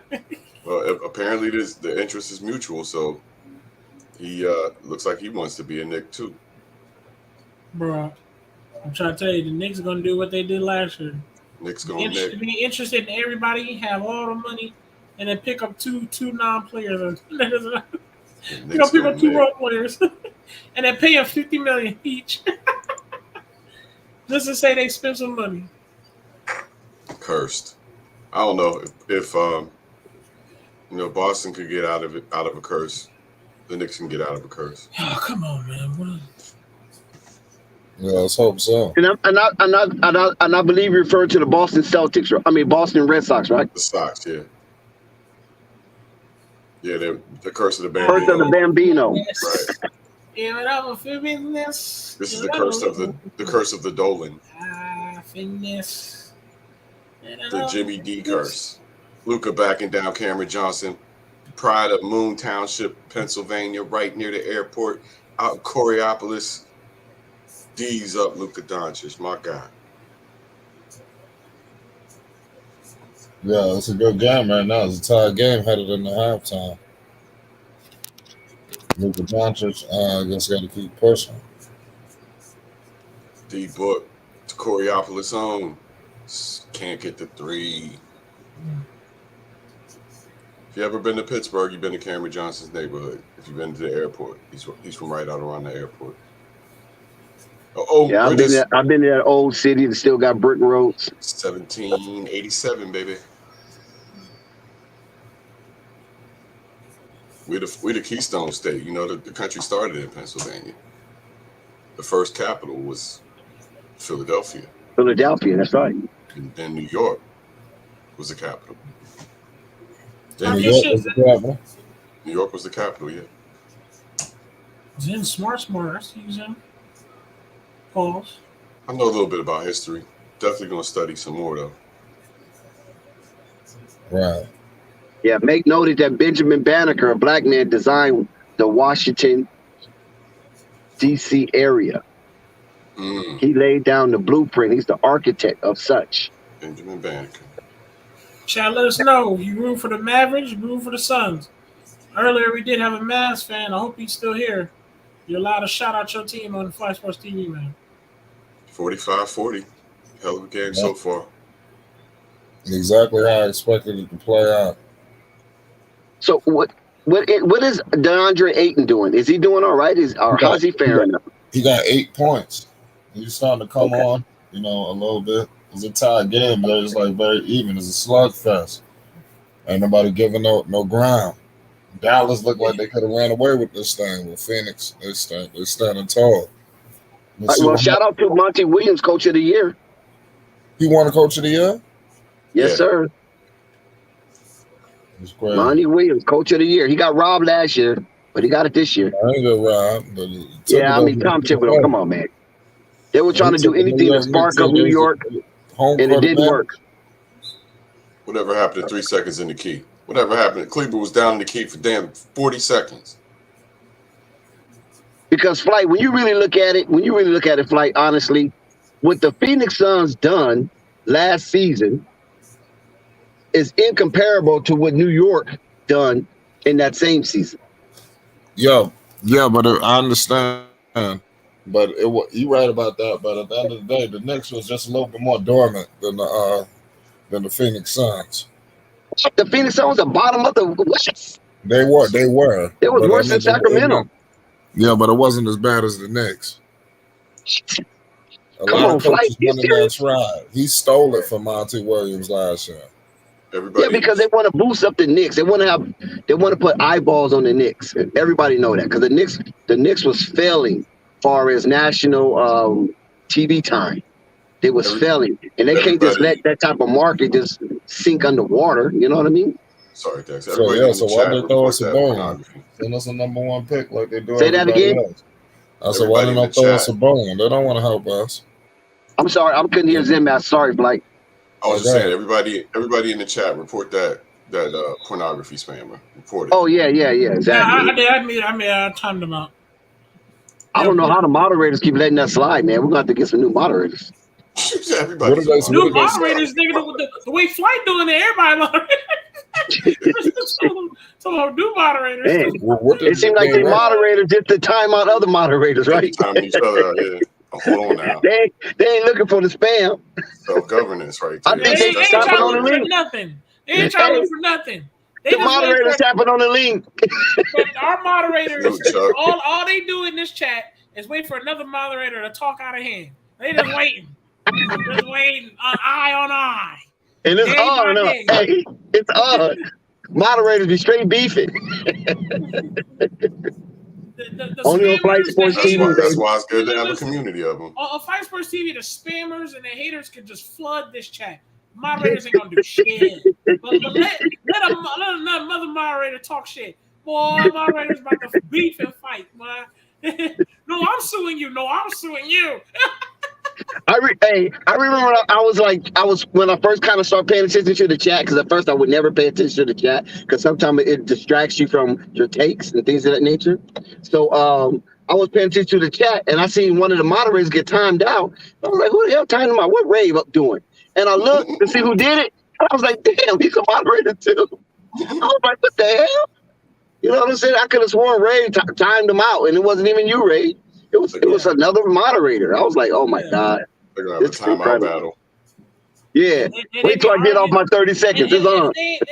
My 300 seconds. They arguing each other, man. It's just wild. It's like, wow, man. Moderators be having a huge debate versus other moderators. And they records with their timeout privileges, huh? But the haters and spammers, they can just flood the channel if they want to. They ain't gonna see them. They blind. They don't even see that. They don't even see the haters and spammers. They blind. Oh, that's wild, man. That's wild. Good news is when you get bots on the regular, your channel's becoming successful. That's the good news. No, we ain't tripping off of it. You know what I'm saying? Like I say, it's interesting to me. I find it interesting too. But it's funny. A random person can literally just walk in the whole channel. Dude, F the Bull family. And the moderator's going to say this. Well, it's his opinion. but let another moderator say some bullshit. Yeah, Zach sucks. What? It's on. Timeout. It's over. It's over for you. You shouldn't even be alive. It's been a bad day for coming. That's facts. It's got a commercial break right now. Looking forward to tomorrow's game. We got the Celtics and the Bucks again in Boston. The C's. Not a must win, but I think it probably is. You know, if you go down 3-2 and go to Milwaukee, not a good look. Not a good look at all. So I don't know. I don't think they want to rely on Al Horford getting 30. So I think Jaylen Brown better come out gunning tomorrow. Can't afford to be passive. I don't know what his issue was yesterday, but him and Tatum both got to come out firing in order for this to work. But I think this is getting to the point they finally have worn Giannis down some. And at least they have a recipe to get him to the fourth quarter tired. And that seemed to be the strategy in the last game. Wear him down. Right. He can't be stopped. We all know that, but it's just like any other great player. You just hope to contain him, keep him from blowing up on you. And a lot of people are putting a lot of mustard on the fact that Middleton's not there. But the 2 times that Boston beat I know this all. Starters. I'm up here looking online. I noticed it's halftime, ain't it? Yeah. Not sure. Is it halftime? Yeah. I don't know if they went to a TV timeout or if it was halftime. Yeah, it's halftime. Yeah, because I'm looking online. I know this ain't got nothing to do with basketball. I just see a lot of rappers. Cause I'm pretty sure we all listen to rap music. Oh yeah. These rappers getting indicted on RICO charges. They taking down some famous rappers. I don't know what the hell is going on with this. Georgia and GBI. It's not federal, just in case anybody was wondering. It's Georgia RICO. Man, that's just a start. They're gonna start to come all these rappers. And Young Thug, that's tough. Yeah, Young Thug got 2 counts out of like 30 something. Young Thug ain't gonna go to jail for this. He'll get off. He'll be out. Yeah, he'll be out. He'll get off. They got him for the weakest charges on the books. Yeah, I was reading it. They said his lawyer is a conflict of interest. He was on the stand. Not the stand. I was just watching some shit. I'm just paying attention. This shit caught my attention. You know what's crazy? You know what's crazy? I was looking at Thug's face when he showed himself in court. Man, he took off that bullshit off his face. You know what I'm saying? Just you see his natural face. I'm like, okay, now you look like you may be from Georgia. You know what I'm saying? Like when he be wearing that bullshit all over his face and the jewelry, I be like, nah, nigga, you're not from no fucking Georgia. But then if you take it all off, I'm like, okay, maybe you is Georgia. Have you ever flown to Georgia, Rave? I live here. Okay, so how is he not representative of Atlanta?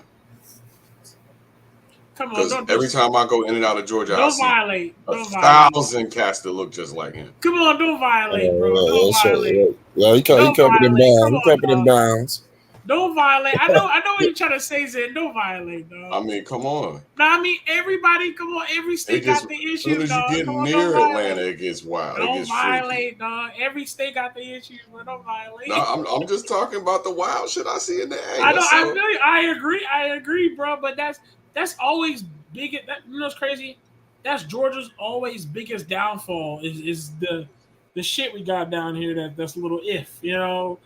We got the pauses down here. You get what I'm saying? I mean, you got it right there with Zen. Zen had the shit right on track, man. You don't gotta get no further. Yeah, that's what I'm saying. Just I'm right. Facts. We got. We still a lit ass. We still a lit ass state, man. Weirdo Central. Philadelphia isn't too far behind. Nah. I've been to Philly. Young Thug called his debut mixtape Black Portland because he had been to Portland. He said Portland was just a white version of Atlanta. Oh. Yeah. So that him and I want to say, what was the name of his album? White what? Bloody J. Young Thug and Bloody J. I think it was his first major mixtape. Young Thug and Bloody J. It was called Black Portland, and they took the Blazers logo and flipped it kind of inside out, changed the colors. But yeah, it was a big mixtape. Wow. I see what he meant. Portland's wild like that too, but it's a bunch of wild white people. Well, we have time right now. Salute to everybody in the chat. By the way, whoever's listening that's new, we all races are accepted here. All races are accepted. Fact. Just let y'all know, all races. Except Klingons. Gender two. We don't fuck with Klingons or Borg. Other than that, Ewoks are welcome. Wookiees are welcome. You know. Dogs, cats, all the above. We even have babies on here. Right. That's facts. Dex was good. Dex went quiet. Marvin went quiet. He's still here. Where the young boys at tonight? Other than Ray, where the young cats at? Well, I mean, Nico was here. I don't know how Nico. It's not like it's the weekend. It is the week. You know what I'm saying? People got work. It is halftime, so you know how people do on halftime. They, you gotta get the refreshments. You know how it goes. Use a restroom. True. You know how it goes. Use a rush. Nobody beats Kenny to the wall. I just hope one of these old dudes don't bust their shit on them stairs one day. That would be tragic. Kenny loses fronts because he run into the damn board. Right. Or Charles getting his head cracked on the second step, something like that. Wouldn't be good. Especially Kenny Smith, man. You shouldn't be running. You should be running for no damn reason. Kenny's still pretty athletic, though. Yeah, I mean, he is. He does look like the younger of all of them. Chuck ain't swinging nothing but a golf club. You know that. Why you copy Tyler Hero's gear from the other night? Did y'all see that? Charles Barkley put on the same outfit Tyler Hero rocked. Sunglasses, tops, bottom, the whole thing. I don't know what that was about. I don't either. He's a nut. That nigga's crazy. I can't wait to see how the second half play. Who do you think will win this game with it being so close? Still got to go with the home team. That's my thoughts. In this series, I thought Phoenix was going to run these boys, but at this point, I just got to go with the advantage, the building the advantage. It's too close. And Phoenix, they've been here before. They got that experience of going to conference finals and the finals and felt denied. So I know the hunger's there for both sides, but experience counts too. Yeah. Experience does count. You're right about that. I seen Ball Facts put up a video today. Yeah, I saw that. And what was his question? I know it was kind of just a thought-provoking or an attention-provoking headline. Let me pull it up real quick. But it was something I thought I wanted to. Are you talking about the LaMelo commercial? Or are you talking about the one from yesterday? Maybe I'm talking about the one from yesterday.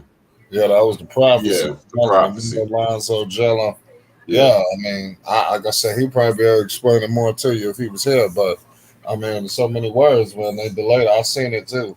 In so many words, they delayed it. They only delaying the shit, man. It's not. It's not. It's gonna happen, man. Like I said, I remember LeVar Ball said vividly.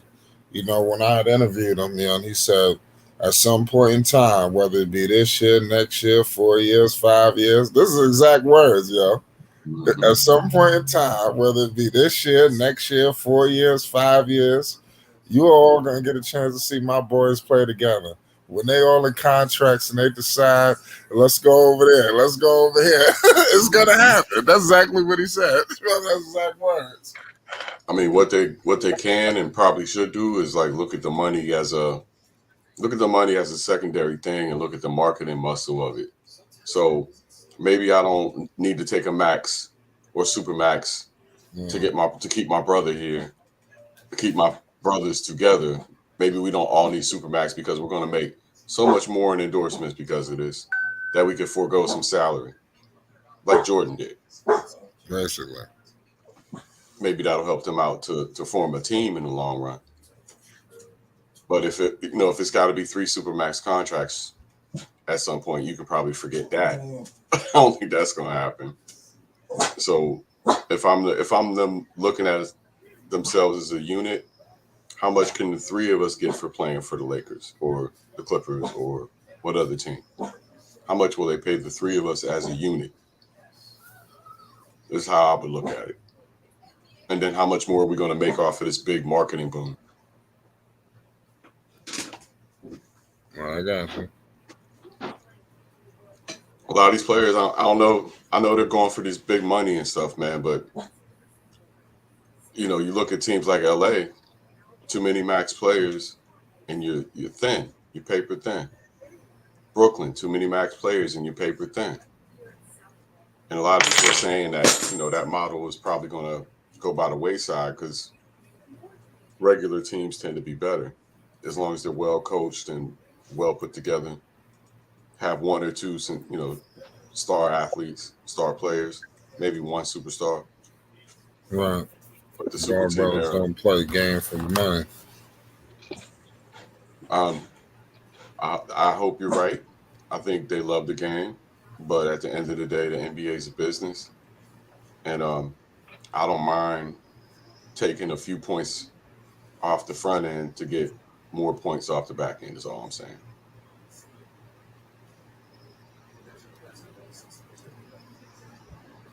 Right. That's all I'm saying. Yeah. Salute to everybody in the chat, man. We got halftime. We should be coming back shortly. LeBron James don't know how to go away, does he? Shit, no, it's not what that's what it look like. But they got Shaq riding the horses, big on. Go away, LeBron. It ain't about you, LeBron. Let these guys have their space, but he can't. He can't. It's killing his ass sitting at home.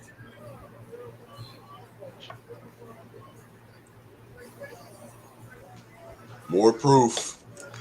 Not the GOAT. Goats don't tweet.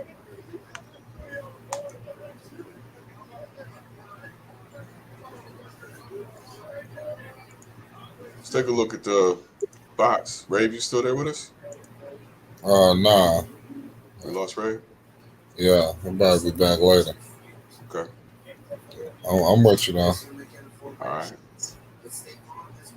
We got Devin Booker 7 for 11 tonight with 16 points.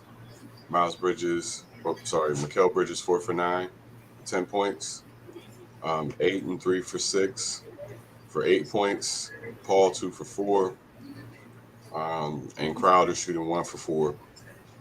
On the Dallas side of the ball, we got Dorian Finney-Smith, also 2 for 4, 2 for 3 from 3. He's got 6 points. Luka 7 for 16, 1 for 4 from 3, 7 rebounds, 2 assists for 18 points. Luka has not been shooting the 3 ball very well.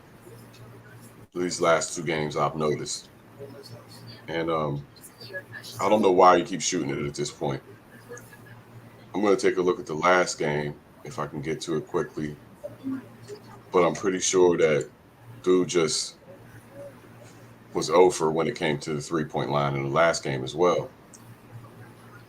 So I don't know. I think he needs to stop shooting threes in order for them to be successful. Put your I think camera that's. on, man.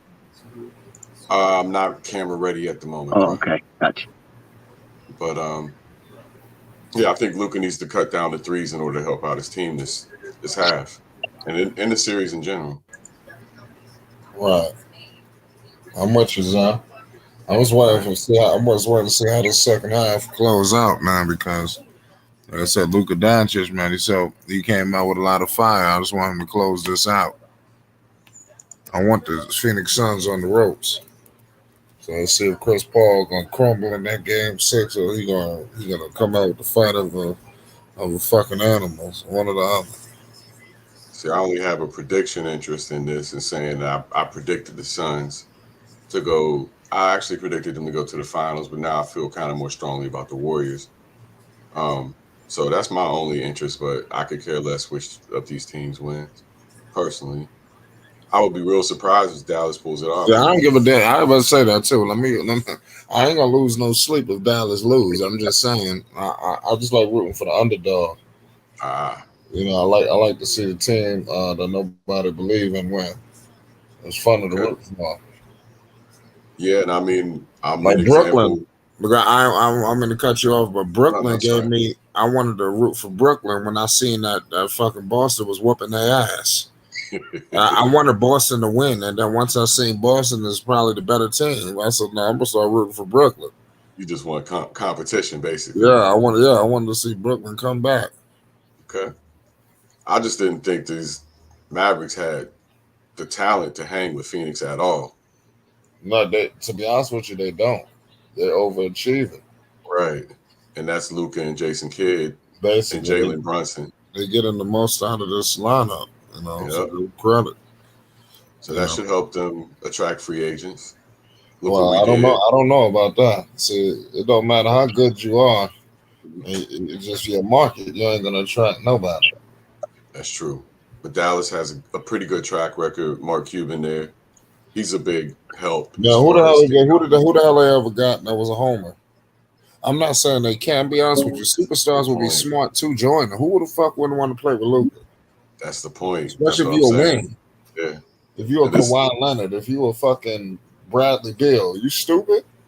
him and Bradley. Well, are there enough balls for him and Bradley Bill? He's gonna need No, somebody no, ball Bradley dominant. Beal. No, the problem Bradley Beal can't come acting like he better than him. Right, You right. gotta come here and play a second option. Don't try to come here thinking you just gonna take over the whole offense. In other words, Bradley Bill ain't leaving DC. Basically, the one thing about Bradley Beal is he want the whole fucking thing, and I like that. Yeah, But yeah. eventually, they're gonna push him out.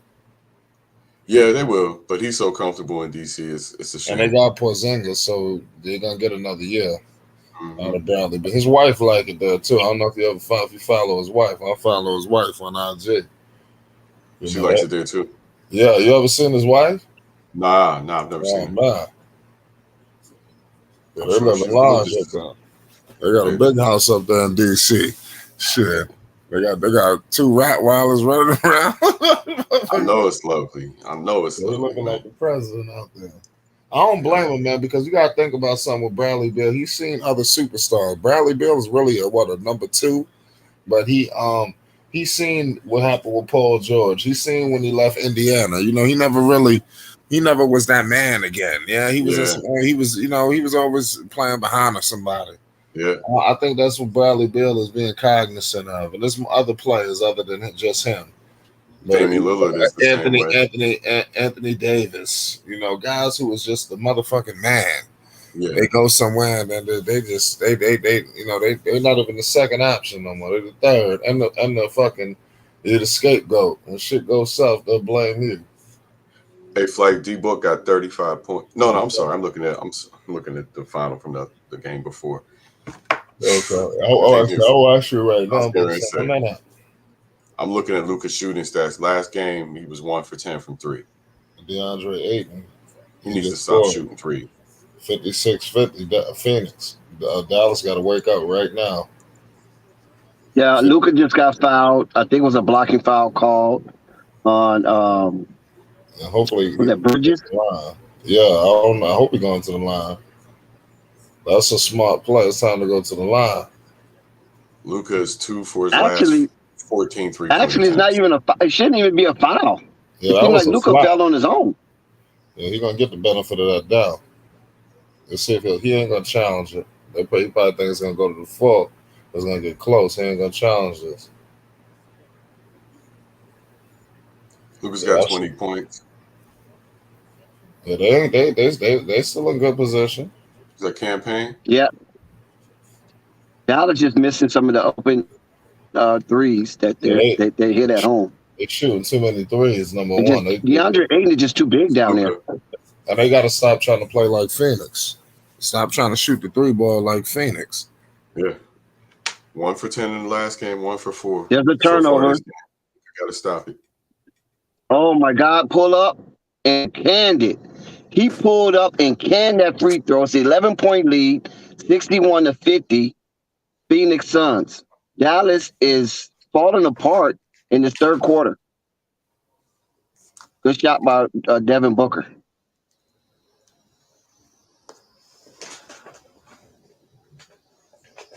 Dex is back with a show. What's good in LA today, Dex?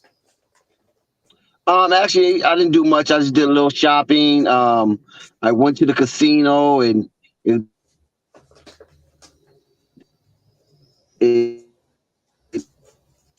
turned out in my favor. So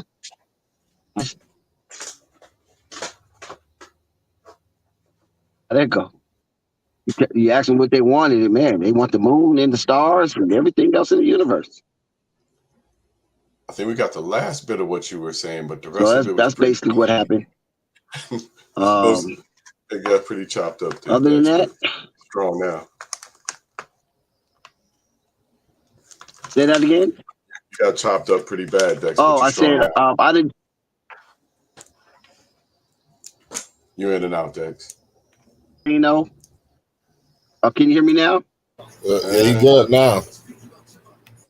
Yeah, I said I explored some of my options at the casino, and it didn't turn out my way. So I called old girl, said, "What do you need?" You know what I'm saying? I'm around, and she gave me a laundry list. She wanted the moon, the stars, and everything else in the universe. And I kind of had second thoughts of offering myself like that. Yeah, but it sounds like you had a pretty chill Tuesday anyway. Yeah, it was chill. You know, I got some family members over in Mexico, so they out having fun. And my other part of my family went to Vegas, so they doing something in Vegas. And just me and my brother-in-law, we just chopped it up a little bit, and that was about it. You know, got a lot of sun out here. Yep. Well, we definitely need some of that up here in Portland. It's been dreary this May, and usually it ain't this bad, man. Like, damn, it's spring. Can you act like spring a little bit? But once the summer breaks, I know, for real. Yeah, it takes taking longer than usual. Yeah, I was in Detroit last week, and it seemed like it wanted to snow so bad. Like it was trying to force itself to snow. I'm like, dude, it's springtime. I mean, the sun's supposed to be out. You know what I'm saying? The vernal equinox is here. It snowed last week back home in PA, where I'm from, where I grew up. It snowed. Oh, it did? Yeah, but I've seen snow there like in late June, believe it or not. I've seen snow in Pennsylvania. That's like Denver. Denver don't stop snowing until like June. You know what I mean? That was once. Usually it's nice by May, but that one time, yeah, saw snow in June. It used to snow like crazy. But other than that, man, it's cool. Yeah. It used to snow like crazy when I was growing up. It's not that bad anymore. Yeah, it's been cool though. It's really calm. We had a vicious murder that happened, you know, with one of the homies out here that was well known, and there's a whole lot of rumors circulating that. But other than that, the city's been pretty low chill. Cool. We back in game action. I got 8:21, 8:20. I think I might be a little ahead of Flight now. Flight, where are you at? I'm out right now. I'm watching fucking Monty Williams in the huddle right now. I ain't got no time. Dex, I think, is faster than all of us. 8:35. I'm at 8:35 mark. I'm at 8:04, so I'm way 8:30 ahead. mark. I'm way ahead. Go ahead, Dex, if you would.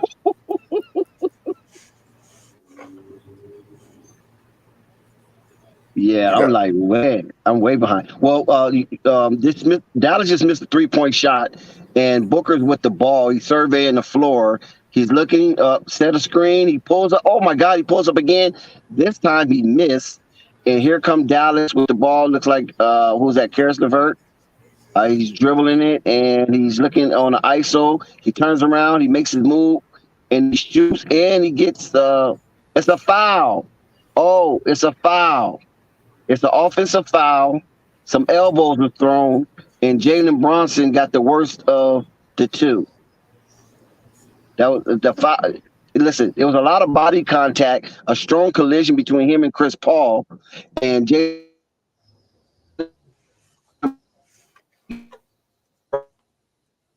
asking for a replay and they're gonna revisit this play. Paul was correct.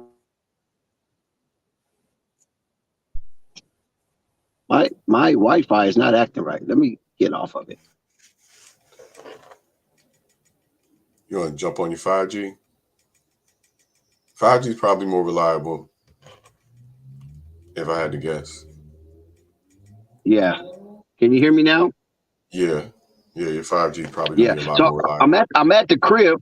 I'm at the crib, but I'm in the car because she's an educator, and so she do a whole lot of online training for up and coming teachers and educators. She worked for the LA Unified School District, so I can't be in there, chopping it up on Flight Sports TV because sometimes I get a little out of hand, especially if something happens on the TV and it's exciting and I can't control my emotions and I kind of get a little loud, and she's in there, you know what I'm saying?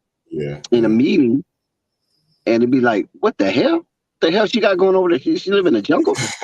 You gotta get your man cave right, bro. You ain't hooked the garage up as your man cave yet, so you can do that sort of thing? Well, no, the garage have a whole lot of stuff in there. I got a lot of it's basically used as a storage. You know what I'm saying?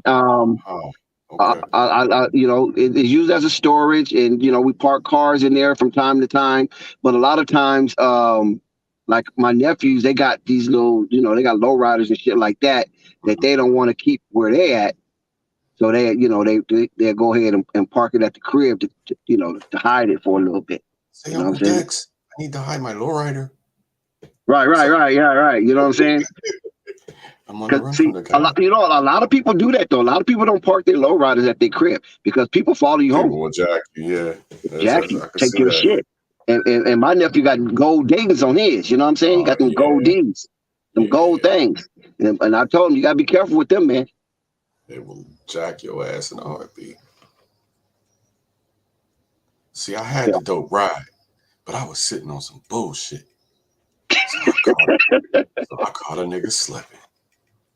Ain't that what he said? Yep, exactly. That's real life. And I'll take a double burger with cheese. How you gonna jack his rims, his stereo, and make him order you a double burger with cheese? Exactly. Well, that's a little Hollywood, but other than that, that's very accurate. Back in the day, when we used to be in the lowriders and stuff like that, we would not stop at lights. There was no such thing as a red light. You always stay in the right lane, and you always make sure you had distance so you can maneuver through cars in case you see somebody trying to come up on you. You know what I'm saying? Mm-hmm. And you don't use your brakes. Yeah, that's how dangerous it was. You don't use your brakes, man. Richest country in the history of the world. That's only if you isolate it. You know what I mean? If you out there isolated, then you have to maneuver like that. But if you ride with your boys and somebody's behind you, got your back, then you good. But if you riding out isolated, or you with your girl, you isolated, you gotta tell her, hold on, baby, here it's on. And some people actually crash their lowriders. And these cars at that time, there was like 60,000, some 70,000, some 40. You know what I mean? $40,000. But now these cars are up in the hundreds of thousands of dollars now. Yeah, you got. So I don't think they're trying to crack them like they was when I was younger. You know what I mean? To save their life, they wreck the car to save their life. You gotta buy it messed up and restored on He the low. restored. Otherwise, you're paying 6 figures, There you like go. you said. Exactly. I was Yeah, looking. that- I really want a 6 tray, but man, Well, see, I got I want to do homeboys all that work. that listen, Zen. I got homeboys that fix them up and sell them overseas. They sell them to Australia. They sell them to the London. They sell them, especially in Japan. In Japan, they're getting crazy money. Now China's trying to get up on the scene. So India, they sell them to India. I mean, these dudes are making real big money restoring these from what 60, 61, 62, 64s, and 65 Chevys, and some even 66. Yeah, I want that 6 tray. That 6 tray hardtop is my dream. Yeah. Pac's car. Pac had a 6 tray hardtop. Removable. Oh, he had a removable hardtop? Yep. It's still around too. That car is still around. Somebody owns it. I think Kobe had a tray too, or he had a deuce, one of the two. He had a tray or a deuce. Everybody loved the 6'4", but I love the 6 tray better. Yeah, I mean it's preference. You know what I mean. Some love the 62, some love the 63, some love the 64. You know, even some love the 65. But it's just based on preference. Now, is that the 1990 Mustang?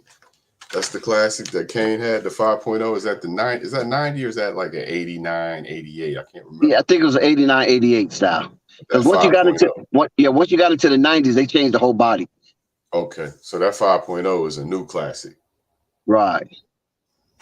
What cars you see now? I had the first version of it. I had the 86 version of the 5.0, and then they came out with the 87. That's when they changed that whole thing, and it just like went through the roof. And I was like, damn, I bought mine a year too early. You see any new classics like the Caprice Classic? Of course, down south, that's a big deal. But you see any modern cars that you would call future classics? And the Chevilles, don't forget the Chevilles. Oh yeah, of course, the Challenger in the Charger. Okay. Interesting. D Book is down hard right now. I don't know what's going on with him, but he's in agony. Getting up, talking. Okay, he's smiling. He's all right. Went from being in pain to regular. And they're down by 17. Dallas is down by 17. It doesn't look like they're going to make a push to come back. And that was a pretty hard foul by Finley Smith on Devin Booker. Yeah, I think Devin Booker's posturing. He's trying to get the refs to pay a little more attention to what's going on out there. Because you can see that he's, like you say, he was smiling and everything. Yeah, that was a bullshit. But it was a lot of body contact. Somebody got away with a flop last night, a real good one too. I want to say it was Drew Holiday. Somebody got away with a real good flop last night. And they showed it after the play was resumed and clear as day. I'm pretty sure it was Drew Holiday got away with one. But he had a terrible night last night too. He's been Drew Holiday ain't been a factor. Oh, they're reviewing that, Zen? You got the results? Reviewing it for what? For flagrant? Because there was a lot of body contact. Listen, if you don't have proper perspective, you will believe that Finley Smith actually absorbed the total body of Devin Booker. That's how much body contact that was made. There was a lot of body contact, but I don't know about flagrant. Oh, towards the end. That's what I see. Towards the end. It seemed like it was like a little shove. A little swat. Kind of with his shoulder. You see, he kind of flicked his shoulder a little bit, like to give him a little like take that. Yeah, he charged into him. He definitely fouled him, but I don't know if I would call it a flagrant. Flagrant is like what Al Horford did to Giannis. That got called a technical because it was a dead ball. But he definitely smacked him in the nose. He pissed Al Horford off last night. Al Horford said it. He was like, yo, I ain't like the way he went about it. If you notice, we getting a lot of 90s style basketball. There's a lot of physicality and a lot of excessive contact going on in these playoffs for some reason. These here playoffs, man. I don't know what's going on. They need to bring this to the regular season, too. It'll make it more entertaining. Maybe it's because bigs are back. Maybe that's why. You're getting like if Giannis is going to be the standard bearer and he lives off contact, you can't be a hypocrite. Update on the call: Finley Smith is charged with a flagrant, so it'll be 2 shots in the ball, right? 2 in the ball. D-Book on the strut. No, I'm a little ahead, but I got D-Book on the strike right now. Yeah, so that was a little too much. The referees didn't really like that, so they tagged Finley Smith with a flagrant.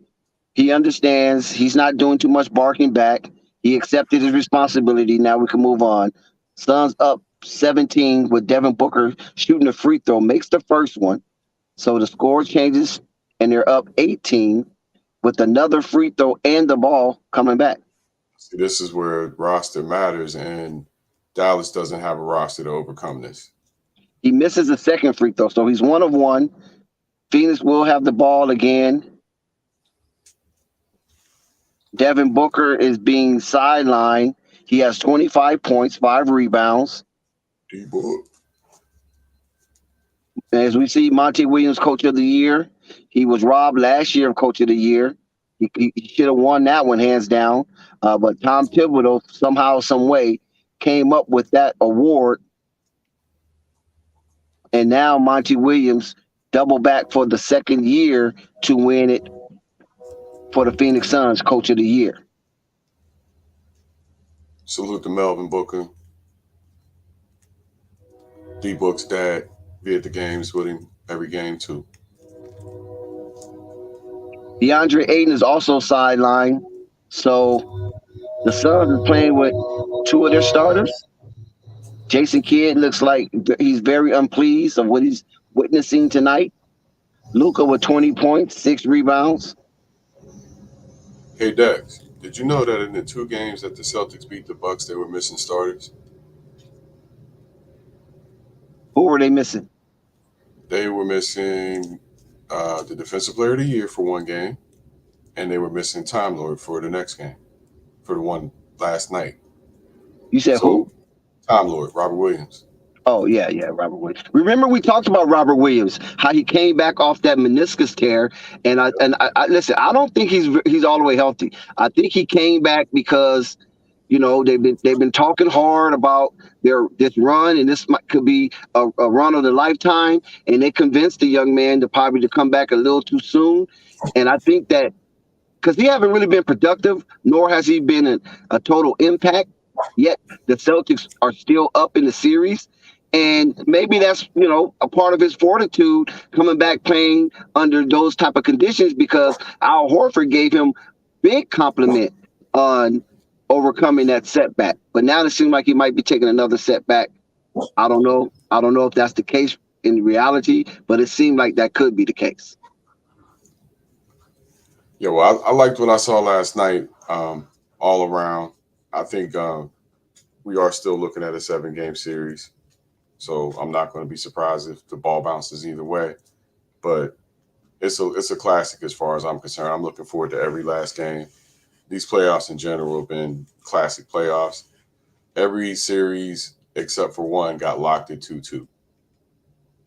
Every series. And I can't remember the last time that happened, but this has been a great playoffs. We're going to get 6-game series out of almost all of them in the second round. Yes.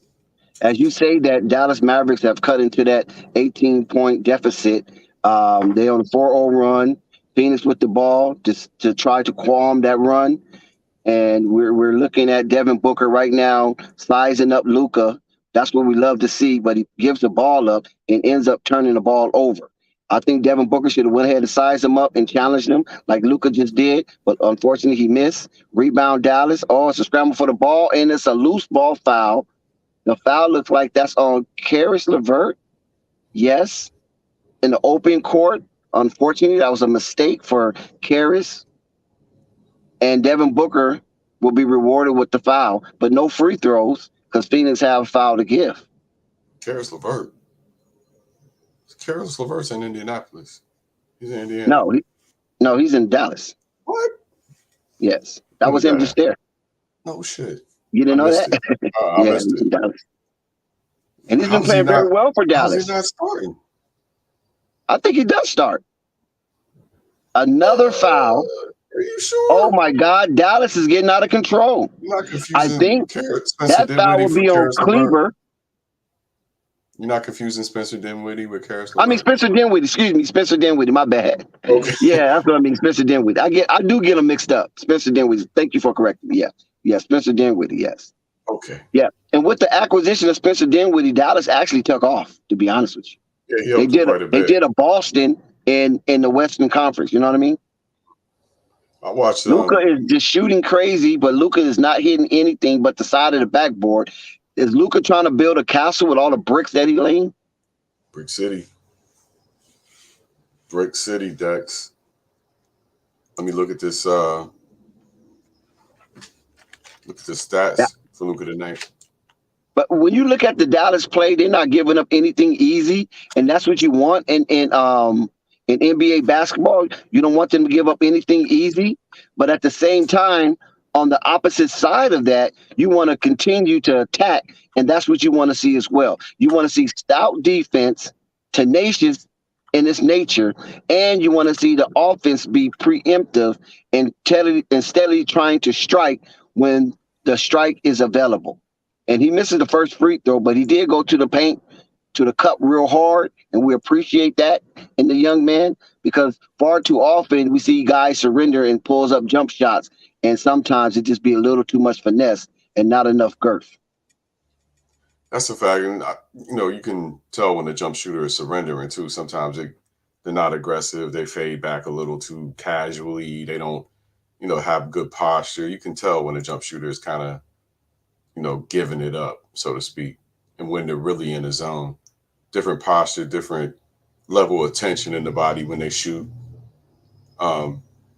It's kind of like, the beginning of games, you can tell when guys are rigid, too rigid. And then you could tell later in the game, guys loosen up a little bit. But when it's go time, you see that rigidity come back again somewhat. Maybe not all the way, but somewhat. And they start going a little harder and more focused. You know what I mean? Exactly. And as we continue to watch this game right here, Dallas is settling for the three. And to their dismay, their three-pointers are not falling, and it's causing long rebounds. And the Dallas Mavericks are slow to the ball, where there's a 50-50. The Phoenix Suns is grasping the ball, pushing up court, catching Dallas out of alignment. And here we go with more free throws from the Phoenix Suns. They're both shooting horribly, Dex. We got Dallas shooting 37% from the floor, 29 from three. 29 from three. Phoenix is shooting 29 from three, but they're shooting 50% from the floor. So Phoenix is definitely taking better advantage of the mid-range. And Dallas turning the ball over constantly. D-Book, 11 for 19 now. He's got 28 points, plus 29. Oh, my God. Oh, my God. This game is getting out of hand, as you can see, Zen. Yeah, it went from 14 to 20. What's that, 24-point lead? That's a 10-0 run for the Phoenix Suns. 24-point lead. Yeah, it's pretty much Rap City at this point. But, Dallas just pissed this shit away, man. They completely pissed this game away. With shooting threes. They should be ashamed of themselves what just happened. They had this game in the bag. They pissed it away. They shot a total of 53 shots so far. 24 of those were threes. Phoenix has shot 64 shots, so 11 more shots, and only 22 of theirs were threes. The Phoenix Suns have reached the 80-point mark, where Jalen Brunson tried to stop their run, which he did with the little 3-footer, 5-footer.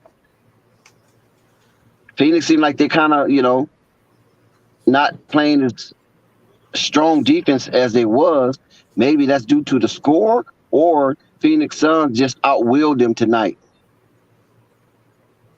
It's a home game for the Suns. They just turned the ball over. It's a home game for the Suns. It's an important game for the Suns. You could expect them to come out focused. Their coach just won Coach of the Year. You could expect this tonight. Whether they can take it back to Dallas with them, that's the real question. Because they did not do very well out in Dallas, as I recall. Right. Luka, he burned them for 2 straight games. So also, I don't believe the Phoenix Suns wanted to surrender 3 games to a Dallas Maverick team that they feel they're superior over. And tonight, it showed that they have the ability to bounce back, albeit it is on their home court, but they still have shown they bounce back. And once again, Dallas turned the ball over as we speak. And oh my God, did you see what just happened there? A rim run, alley oop, and the crowd is in pandemonium right now. They are so pumped at the end of the third quarter comes. Cameron Johnson, yo. I hoped he would make a good showing in these playoffs. He's got 10 points tonight on 4 for 6, 1 for 3 from 3-pointer. He's a plus 18, but all the Suns are in the plus minus at this point. 22-point game. Not much to look forward to for the Mavericks. Check this out, y'all. Luka Doncic has 24. Jalen Brunson has 14. That's 41 points. The Mavericks have 60 points. The rest of the team gave them 19. And tonight, that's not enough. That right there, coming from the bench and the role players, it don't look like it's going to be enough tonight. Never going to be enough, ever. You're getting shut down completely. Bullock and Powell have no points. Finney-Smith has 6 points. Bullock is 0 for 5, including 0 for 3 from 3. Dinwiddie has 2 points. Yeah, exactly, Zen. And as we cheered for and paraded the Dallas Mavericks improvement on defense, don't forget that the Suns is in the top 5 in defense as well. They are. They definitely are. But defense in the Western Conference ain't the same as defense in the Eastern Conference. I will say that. Although they are starting to play a little bit more physical, you put the Celtics or the Bucks in this game, and everybody's hurting but those teams when they leave here. Whoever they playing, these two teams would not be able to keep up with them with their physicality. I'm pretty sure of that. So I still think no matter what, the East is going to produce the champion this year. Honestly, Golden State's probably going to get there. Phoenix, if not Golden State, but the Eastern Conference will produce the champion.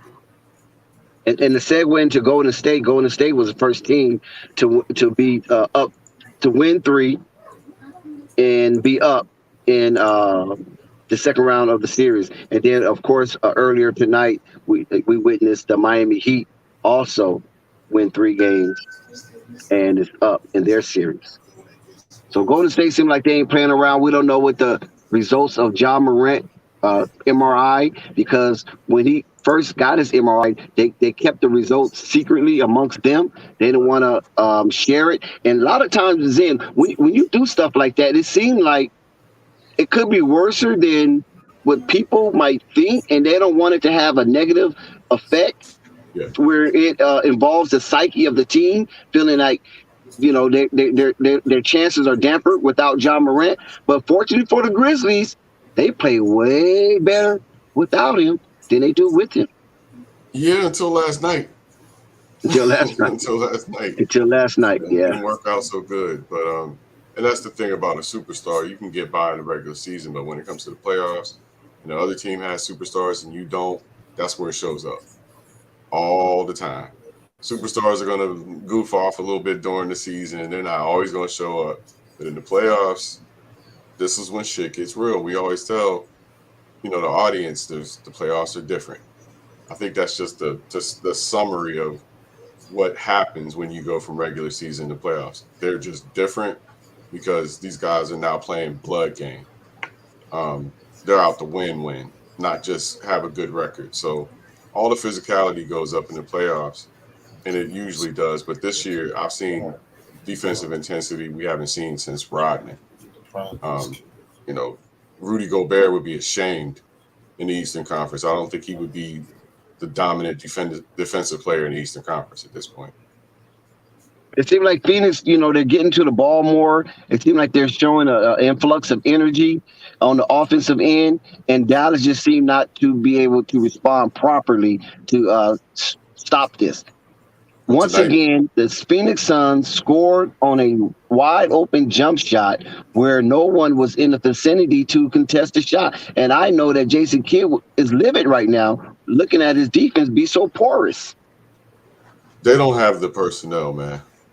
Like we said, this is overachievement for the Mavericks, and it was always going to end up this way. I'm glad they got 2 games under their belt. I'm willing to bet Phoenix will go take care of business back in Dallas, just because they are just the better team overall. And sometimes you go into a series thinking you're the better team overall, and you let your guard down a little bit.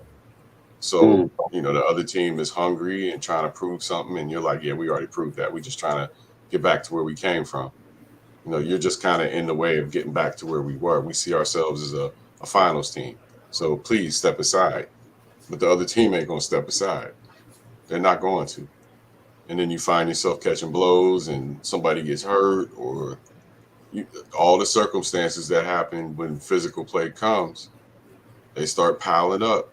And the next thing you know, you got guys like Joel Embiid out for 2 games, and guys like Chris Middleton gone for series, and anything can happen, but it gets real serious as soon as the playoffs start.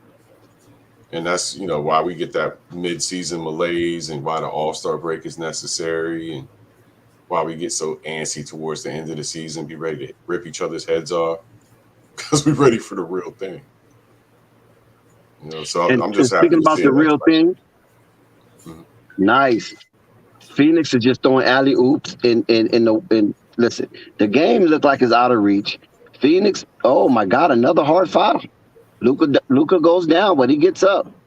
Another hard foul. The Phoenix Suns, it just seemed like they're just really relaxed. I mean, they're getting a lot of nice inside plays where Dallas is unable to really contest them at the rim. And now you're looking at Bismack Biyombo looking like the second coming of Moses Malone. Yeah, this is the Globetrotters versus the Generals at this point. That's what this game is like. Hey, listen, I know Bismack is old head. I know you need to check his birth certificate to really get his real age, because we doggone know Bismack is not no 30 years old. You feel what I'm saying? But that was a really nice layup with Bismack on that pick and roll. He showed a lot of poise, and when he was at the rim, he did not panic, and it showed the veteran composure in scoring that bucket, because that wasn't really an easy layup. He's been good for them. At least for him. He's been good for them all year. It comes down to, this is where coaching is so important.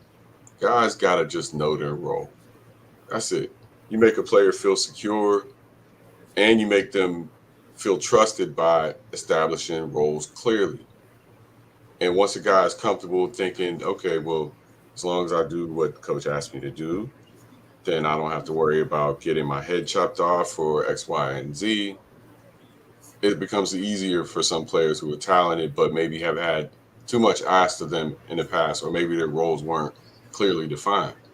But you get a good head coach who can say, look, Bismack, we need you to go in and do these 3 things only for 12 minutes a night. Can you give us that? Yeah, coach, I can do that. Cool. He knows in his mind, this is what my whole scope of my job is, and I can go in and focus for that period of time and not feel conflicted about what my role is. Or not Luka, feel insecure. a little before that, Luka went wipe out head first into the camera row section, but he's okay. Then he came back and got a nice little post move. He seemed like he was getting a little physical with Chris Paul in the post, and he made that shot as well. So Luka is in the game. They're down 20. It seemed like Dallas is trying to play a little stronger now. I don't know if that's going to be enough wherewithal to get past the Phoenix Suns at this point. They're trying to even guard the rim, because they contested Bismack Biyombo on that slam dunk that he thought he had a for sure 2-hander, but now he got to get it from the line. Trapping Chris Paul ain't the thing to do. Trap somebody else. Press somebody else. Don't trap him. He's going to kill you every single time. Wrong guy I to thought this was trap. gonna be a game. What's that, Flight? I thought this was gonna be a game, man. It was a game until Phoenix just blew the damn doors off. Yeah, they did. When exactly? I'm look at the game flow on ESPN to kind of get an idea when they broke it open. Right. But that game chart that shows you the course of the game on ESPN is great. I like looking at that thing pretty much after every game. Yeah, they broke it open right after halftime. Yeah, Luka's getting really physical with Chris Paul. Looks like Chris Paul is flopping, but unfortunately for Luka, he got called for a offensive foul there. He got away with the first one, but this time I think the referee was more on the lookout with Luka extending that forearm.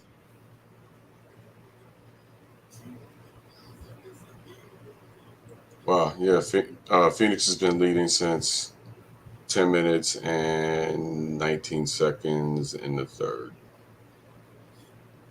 10 minutes and 27 seconds in the third. They've been leading since then. So a minute and a half into the third quarter. And to by show wide that, margin. and to show that also, Zen, if like a lot of teams, when it's a kind of highly contested contest, sometimes it might take a couple of plays off on defense. Hopefully, the opposition missed their shots. But in this case, Phoenix just didn't miss those shots because most of the shots that Phoenix took was kind of in that paint, except for those fast break pull-ups from Devin Booker. But most everybody else, they was charging the paint. While Dallas seemed like they was taking a rest, Monty alerted his boys to know that, hey man, they're trying to get a little rest right here. So let's go at them and see what happens. And so for that little crack and crevice that Phoenix was trying to get through, it turned into a gaping hole. Pause. Yeah, they're shooting 50% as a team still, 50% even. 8 for 25 from three, so they maintain low 3-point shooting. Dallas is 7 for 26, so they've actually gotten one more out of the same amount of attempts as Phoenix. Now shooting 31% from three is Phoenix. Free throws, Phoenix is better. Rebounds, Phoenix is better. Assists, 21-7. Phoenix back up by 24. Assists, 21-7. The Mavericks have 7 assists as a team. Now that's ridiculous. I'm gonna drop that off right there, Dex. That's ridiculous. That's ridiculous, bro. Now that's Luka's fault. Is it not? I don't know because I didn't really watch the real flow of the game. Maybe as you have, because sometimes they could just miss shots. They could be wide open, but they just miss shots. Well, Bullock was missing. Finney Smith is 2 for 7. Powell hasn't shot. He's 0 for 0. Brunson's 9 for 15. And Doncic himself is 10 for 22. Maxi Kleber missed some threes. And Dinwiddie is 0 for 3. So, they're not shooting great. They're only shooting 40% from the floor. But he is the point guard. And he does have 28 points and 10 rebounds. But he has 2 assists. There go Flight Boy Frank Nikila Nino, whatever how you say that name. That's Flight Boy right there. Well, man, I can't stand that bastard. I know he was a Nick, right? Yeah, that's sorry bastard. Anybody pronounce his name? No, Frank Ntilikina. Yeah, Ntilikina. Yeah, that's his boy. I can't stand him. He was stealing so much money. From the Knicks. That nigga's trash. Yeah, straight garbage. Fizdale tried though. He's a good defender. Let me say that. But the thing is, he lost his defensive swagger. Thibodeau took his soul. Pause. Like Thibodeau said, "Man, listen, man. Not even was it Thibodeau? Was it Tibbs? No, I'm tripping. Thibodeau got there. Was he with Frank? Was on there last year, right? Yeah, Frank was there last year. He still in New York last year? Yeah, he was. I remember he tried to guard Trae Young at the end and it failed. Yeah, he was there last year. Surprise. Yeah, he was there. Yeah, Thibodeau violated him. Thibodeau said, "You know what, man? You need to get lost." Hey, Fizdale tried him. He had faith in him. Zen, he cost Fizdale's job. Yeah. you're right, exactly right. Yeah. Zen, did you know that Nurkic was drafted by the Chicago Bulls? I didn't know that. Would he get drafted and traded right away? Listen, I just found that out recently. I didn't know that. I thought he was straight to Portland. And do he you was know how I drafted by discovered him? Denver. I mean, he went to Denver though. He Because I came went. from Denver. Oh, he came from Denver? Okay. Because I did a little research on Nurkic, and come to find out he was a high school phenom. And you know how they discovered him? No. His dad. His dad is a police officer, right, in Bosnia. So, no. The guy discovering was from Bosnia. Okay. Through an article based on his dad. His dad was in a bar fight and injured like 15 or 17 people by himself. Damn. And when they did the article on that, like, the news report, an agent from Bosnia seen that and went to go talk to his dad. Come to find out his dad is 7 foot, 420 pounds. Good grief. And he asked him, dude, please tell me you got sons. You feel? I mean, can you listen? I can't make this up. He asked the man, "Please tell me you got sons." Found out he had son, and Nurkic was the one that's kind of like was really into the sports thing and things of that nature. He saw him and said, "You know what? I need him. Please let me be his guardian, and I want to teach him basketball." He taught the man basketball. The rest is history. Wow. Well, he needs to keep teaching basketball. His dad was in a bar fight, injured 15 people by himself. I believe it. 7 foot 4. 420. 420. Goodness. That's a mountain of a man. But literally, can you imagine? That's bigger than Shaq by far. But listen, can you imagine reading a story about a 7 foot police officer, 7 foot, 420 pounds, and then you take a flight over to the area where Nurkic was born and raised, and asks his dad, "Do you have sons?" Do you know how rich that agent is now? Very. Salute Ball Facts, by the way. Ball Facts in the chat. Salute Ball Facts. Oh yeah. Salute Ball Facts. Let me get that to you, brother. And I think he's also was an agent of Enes Kanter. I think also, if I'm not mistaken. Makes sense. But same region. And this is from Hungary. Mm-hmm. But you understand? But just imagine that, though. You have the galls to go and search this man out, and come to find out, you get a son. You take him in, and now he's a millionaire. You a millionaire off an article you read. Stranger things have happened. We just had a young lady make $50 million off of OnlyFans because she was on Maury Povich 6 years ago. Yes.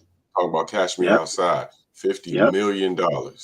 Yep. She got an NBA contract without dribbling the ball. Yep. So it's what about the guy from Nigeria? What about the guy from Nigeria who's a TikTok sensation? He got over 140 million followers. He got over, I think, maybe 100 million followers on Instagram, and he doesn't even talk. All he does is this. Make expressions.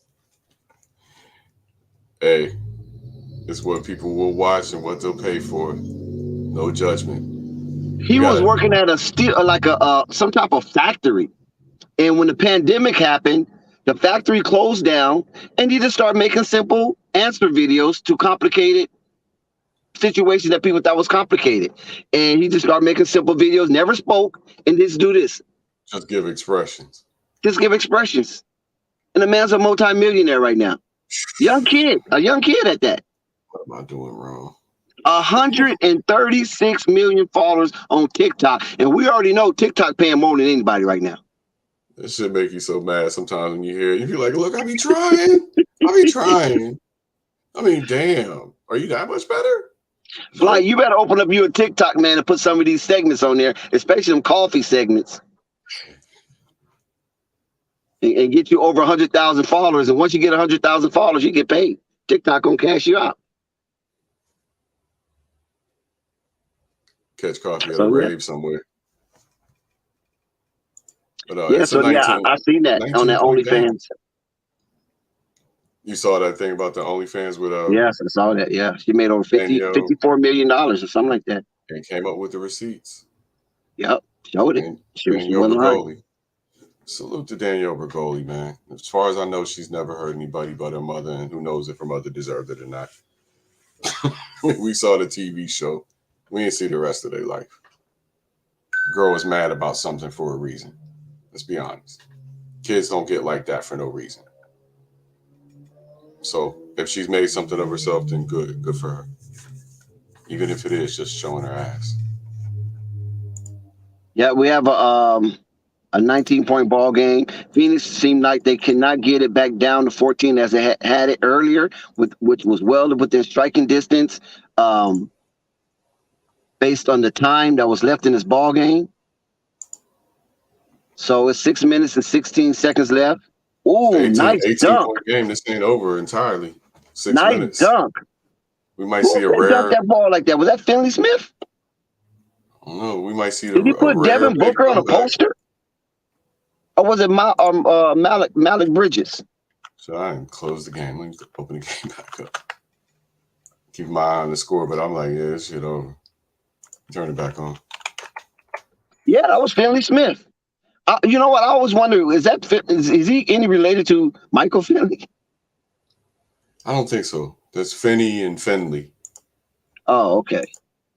Michael Finley was a dog for a second, though. Yeah, he was, wasn't he? Yep. Michael Finley was like that with the Mavericks. Dallas, too. Yeah.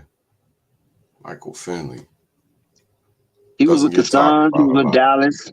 I don't know who he ended his career with, but the Suns and the Dallas, he was a very nice player. Mm-hmm. Definitely with Dallas. I don't really remember too much him being with the Suns, but I do remember him playing in Dallas and being a starter coming out of college. Yep. So we was talking about the point guard list last night. Ray gave Anthony Simons. Anthony Hardaway was one of his top 5 point guards. I never thought about that until he said it. But how you feel about that? You think Anthony Hardaway is top 5? Yeah. Based on his skill level or based on his career? However you want to call it. Because if you put it based on his career, no, he's not top 5. Not even close. The skill level? Yes, most definitely skill level. Yeah. All that handle, 6'7", ups. And he could shoot. He was he could control the offense. Yeah. Yeah. Well, he really was like the one they thought was the next Jordan before Kobe. He really was that little penny. What about Grant Hill? I don't think the hype was the same. Luka for me. I don't think the hype was the same for Grant Hill as it was for Penny. That little Penny shit was big, man. Chris Rock on the commercials, and it was a big deal. That was the first phone. Back down to 19. The first phone posits was pennies. Still the dopest. Well, phone posits. That's commercialization. That's a whole different aspect of it. But skill level, yes, he could be top 5 because you got to look at the Oscar Robinsons, the Magic Johnsons, the John Stocktons, the Isaiah Thomases, and things of that nature, and compare that skill level to Anthony Hardaway, Penny Hardaway's skill level. If you're not going to get many to come close to that type of skill level where he can do it all. You know what I'm saying? Because even Magic Johnson has some hiccups. No. What about Bob Cousy? No, that's Mad Dog Caruso. No. Matt, listen, I used to listen to his show a lot back in the day. This was before Stephen A. Smith. Yeah, you remember before Stephen A. Smith was a part of that show. You know that, right? I know that. He had his own show on Mad Dog's radio. Okay. Before he went to ESPN, Stephen A. Smith had his own show on Mad Dog Radio, and then Stephen A. Smith went to ESPN, and he still had a show on Mad Dog Radio, and then Stephen A. Smith took his Mad Dog Radio show to ESPN. So he had a TV show with Skip and First Take, and then Stephen A. Smith also had his own radio show on ESPN. So I guess Stephen A. bringing Mad Dog over to ESPN is a favor to Mad Dog, you know what I'm saying? Because when Stephen A. Smith was on Fox Sports, and Somehow that didn't work out. Then he got the show with Stephen A. Smith. He had his own show at ESPN. That didn't work out. Then he went over to XM Radio. Why do I get the feeling that Mad Dog is going to blow up on ESPN? I mean, literally blow up, like fuck up bad on ESPN. Why do I get the feeling? He's headed to that Rush Limbaugh syndrome. That's if what he's it not is. careful. Because you remember what happened with Rush Limbaugh when he was on ESPN. If you could remember that, when he made that Donovan McNabb comment. Yep, and that prevented him from being able to buy an NFL team. Right. That prevented, it cost him his ESPN job and also cost him to be in a partnership to buy the LA Rams, because that's where the LA Rams, so they moved to St. Louis, because that's where Rush Limbaugh is from. He's from St. Louis. Yep. So he wanted to be a part of that. Being a Klans member should have prevented him from ever being close to even being considered, because he's a Klans member. Well, see, the thing of it is that he was popular, at that time, especially when the Clintons came into the White House. Rush Limbaugh was their detractor. So that got him really, really popular. Yeah. I remember watching the whole rise, man. I remember. Yeah. He was definitely a Klansman coming out of Missouri as a young man. Right. And he then associated with everybody who behaves like a Klansman for the rest of his life. So we know what he was. And I look at Mad Dog Russo, and that was my feeling. I don't know much about him, but my feeling was this ain't going to work. He feels like one of them dudes. And the fact that you said Rush Limbaugh just touched it for me completely. Right. Yeah. He has that. Yeah, he has that syndrome. But do you remember the other character on Mad Dog Sports Radio who was really conservative, and even Mad Dog had to let him go? I never listened to him. I've heard the name. Man, that's going to be crazy. This is pure instinct. Just looking at the dude on TV, I got the feeling that this is who he is. Man, Mad Dog Mad Dog was crazy. He had one of the, I think it was the second biggest show next to Howard Stern when it came to satellite radio. You know what I'm saying? I think he was next to Howard Stern. Howard Stern was the man, and then Mad Dog, and after Mad Dog, I think it was Jamie Foxx. So those are like your three heavy hitters that was on XM Radio. Foxhole. Yeah, the Foxhole. And then, I take that back. I won't say Eminem, because Eminem really didn't come on the show. He just had the station. You follow what I'm saying? So that's the only reason why I won't mention Eminem. But the other guys, Mad Dog, Jamie Foxx, and Howard Stern, they was actually on their on the show. And then they came up with some other, I forgot these other two dudes. Then they start coming up, and it was like right up under Howard Stern.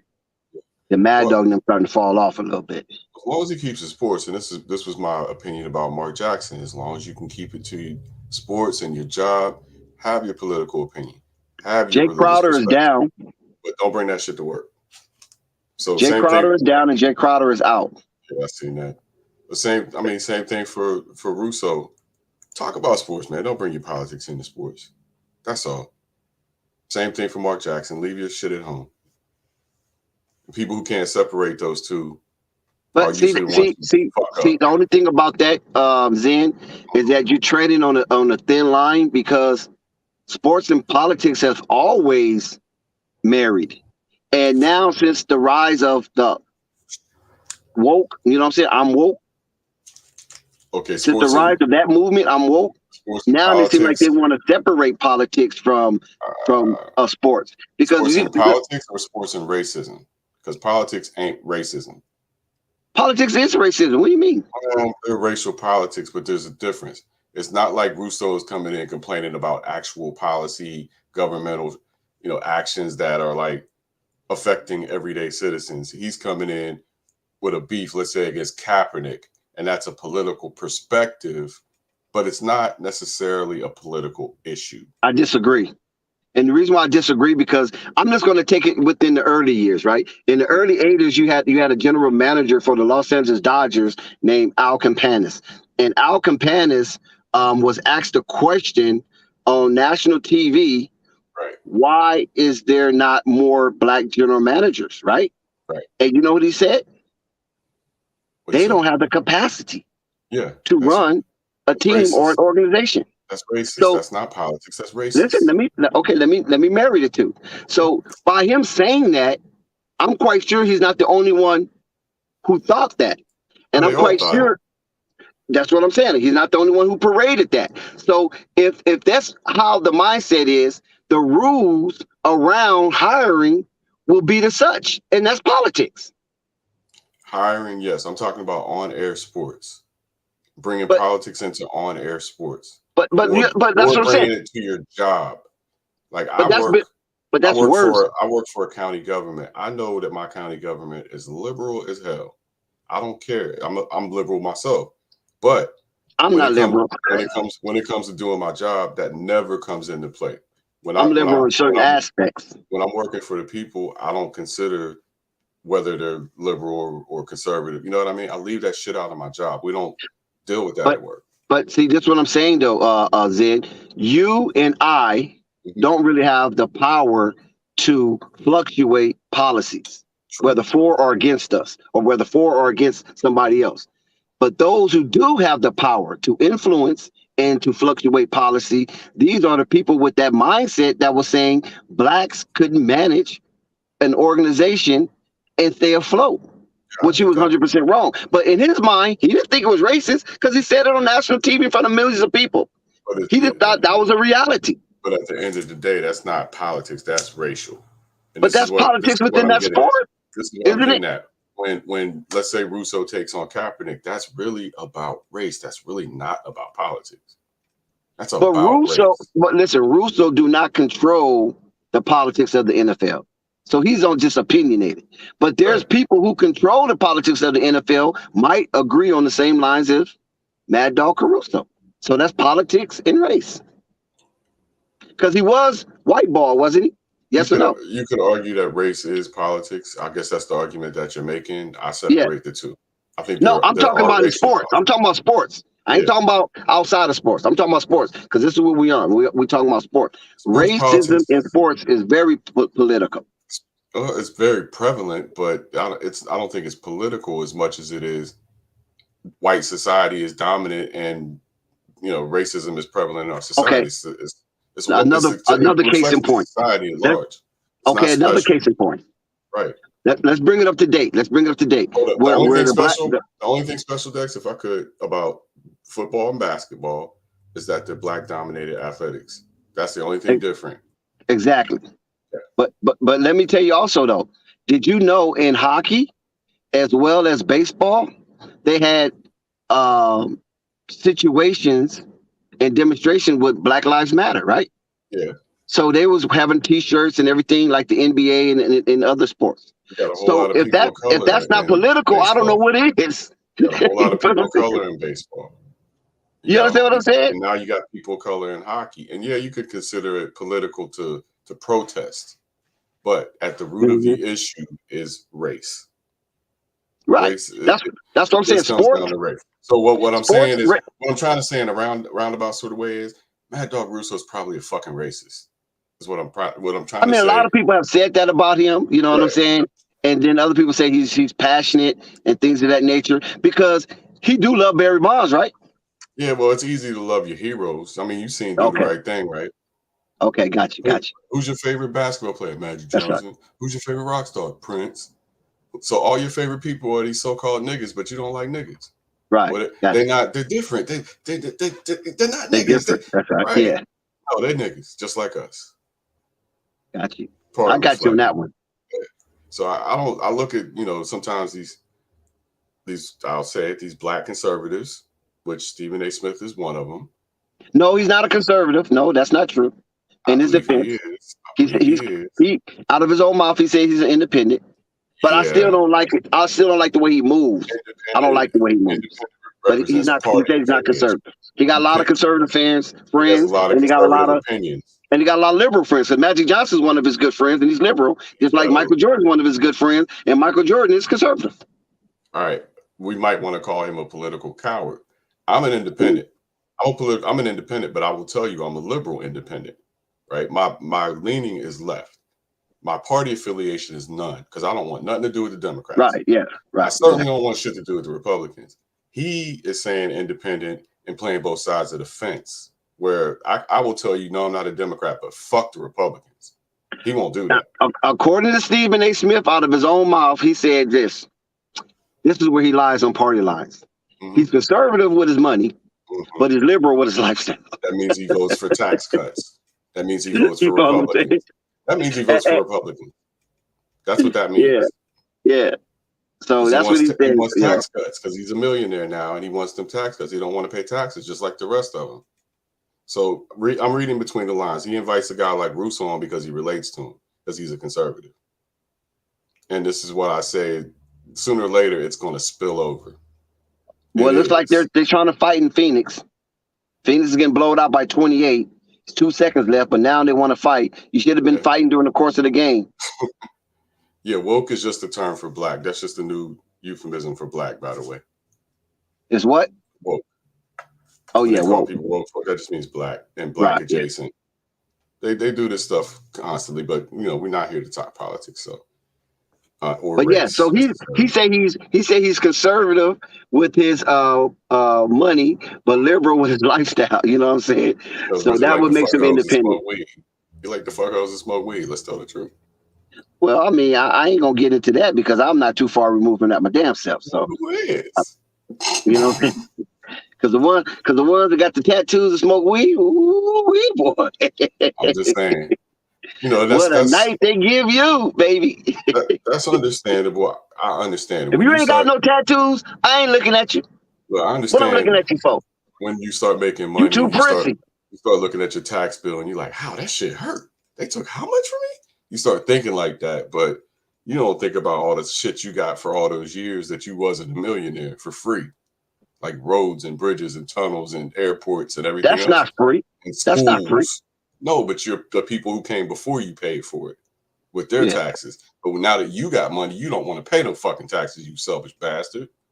But I mean, listen, I'm not gonna get into that. I'll pay my fair share of taxes. Right. And if there's a tax break for I know goddamn well you pay taxes. And then if it's a tax break in my tax bracket, I'm sure going for it. You feel me? You damn sure should, because you get taxed to death where you at. And not only that, I'm not even married, so I'm single income. So you double tax like me. Why do they give married people a break? That's a whole other subject for another day. But well, you know why? You don't know why that? It's some bullshit. No, I don't know why. That's geopolitics. That's geopolitics right there. And basically, they give married people a tax break because of the baby boomers. You know what I'm saying? Because those people went off to war and they died, and hundreds of thousands, and some countries millions. And a lot of women have to go to work, so they sacrifice they baby making years and they homemaking. So to encourage a population boom, they wanted people to marry and to have kids. You know what I'm saying? Well, not out of wedlock, but more so in a union. You know what I'm saying? In a committed union. Yeah, and so they gave people tax breaks. Yeah, so they gave people tax breaks for to marry. That shit ain't right. Ain't right. Well, just like you get a tax break in Japan if you only have one kid. Now that's right. Hey, keep the population down. Here's your break. But you know how it is. Anyway, this game is over. We had 2 shellackings in one day, 2 shellackings. Philly got shellacked in Miami, and Dallas got shellacked in Phoenix. So home court advantage seems to mean a lot in these series, man. We've seen some road teams win. Celtics won on the road. Bucks won on the road. Dallas and Phoenix, though, they're locking home court. 1 each. So, the West is tightening up. What about in the Bay? I don't think we saw anybody steal a game in the Bay. Well, yeah, Golden State stole a game in Memphis. But other than that, these series have been locked up until tonight. We're starting to see the first 3-2s, and looking forward to the conference finals, which are going to be great. So as it is right now, we're looking at Golden State versus Phoenix, and we're looking at a toss-up in the East. I'm rooting for the Celtics, but if I had to bet, I think we're watching the Eastern Conference Finals now with the Celtics and the Bucks, and whoever's left from Miami and Philly, you'll just be roadkill. But what are your thoughts, Dex? Listen, I appreciate what's going on with the NBA right now. I know it looks like it's pretty hostile and volatile, but that's the basketball that I grew up on, and I enjoy watching it because it's basically a mimic of what life is about. It's nothing really easy, especially in America. It might be a little easier than it is in Slovakia, but it's not easy. It's a constant grind. You're going to have your ebb and flows, your ups and downs, and this type of basketball is what the youngsters need to see, so they don't think it's just a game of just prissy and celebration and Pull up and shoot celebrity a and three. fame. Pull up, shoot a three. Pull up, shoot a three. Pull up, Right. shoot a three. All that Nah. finesse stuff. Yeah. Yeah. So we're it's- seeing basketball for what it's worth. You know, these guys get paid a lot of money, and we want to see them, have these collisions, mentally as well as physically against playoff components, night in and night out. Why these series last until we get to the finale, the crescendo, the NBA Finals. So if they continue to play like this, I'm quite sure the ratings will definitely go up. Yeah, absolutely, man. I know how much I'm enjoying it. How do you feel about? I got to ask you how you feel about LeBron James not being present. I really don't feel no type of way, honestly. I'm for my Lakers. Yes, I had a feeling, but these playoffs has been so thrilling. Yeah. It kind of makes me forget that the Lakers not even involved. Yeah. We also have no Kawhi, no Paul George. Who else is a big name that's missing out of the playoffs that never really even got there? I think those are probably the biggest names that I can think of. But we're seeing a new cast of characters, really, and that's the part that I'm enjoying. Yeah, we still got Chris Paul, but where's the Golden State Warriors and Chris Paul are the old guys of these playoffs? Easily, hands down, the old guys in these playoffs, and Al Horford. So we definitely are seeing a change of the guard in the NBA right now, and I'm 100% with it. I love what the new class is bringing. They're bringing toughness and a higher level of skill that we didn't have, with bigs especially. The bigs are getting so skilled. Jokic is amazing, and I know people are mad about him getting the MVP, but if you ever watch him play, for more than one game at a time, you'll know how amazing he is. He's unbelievable. Exactly.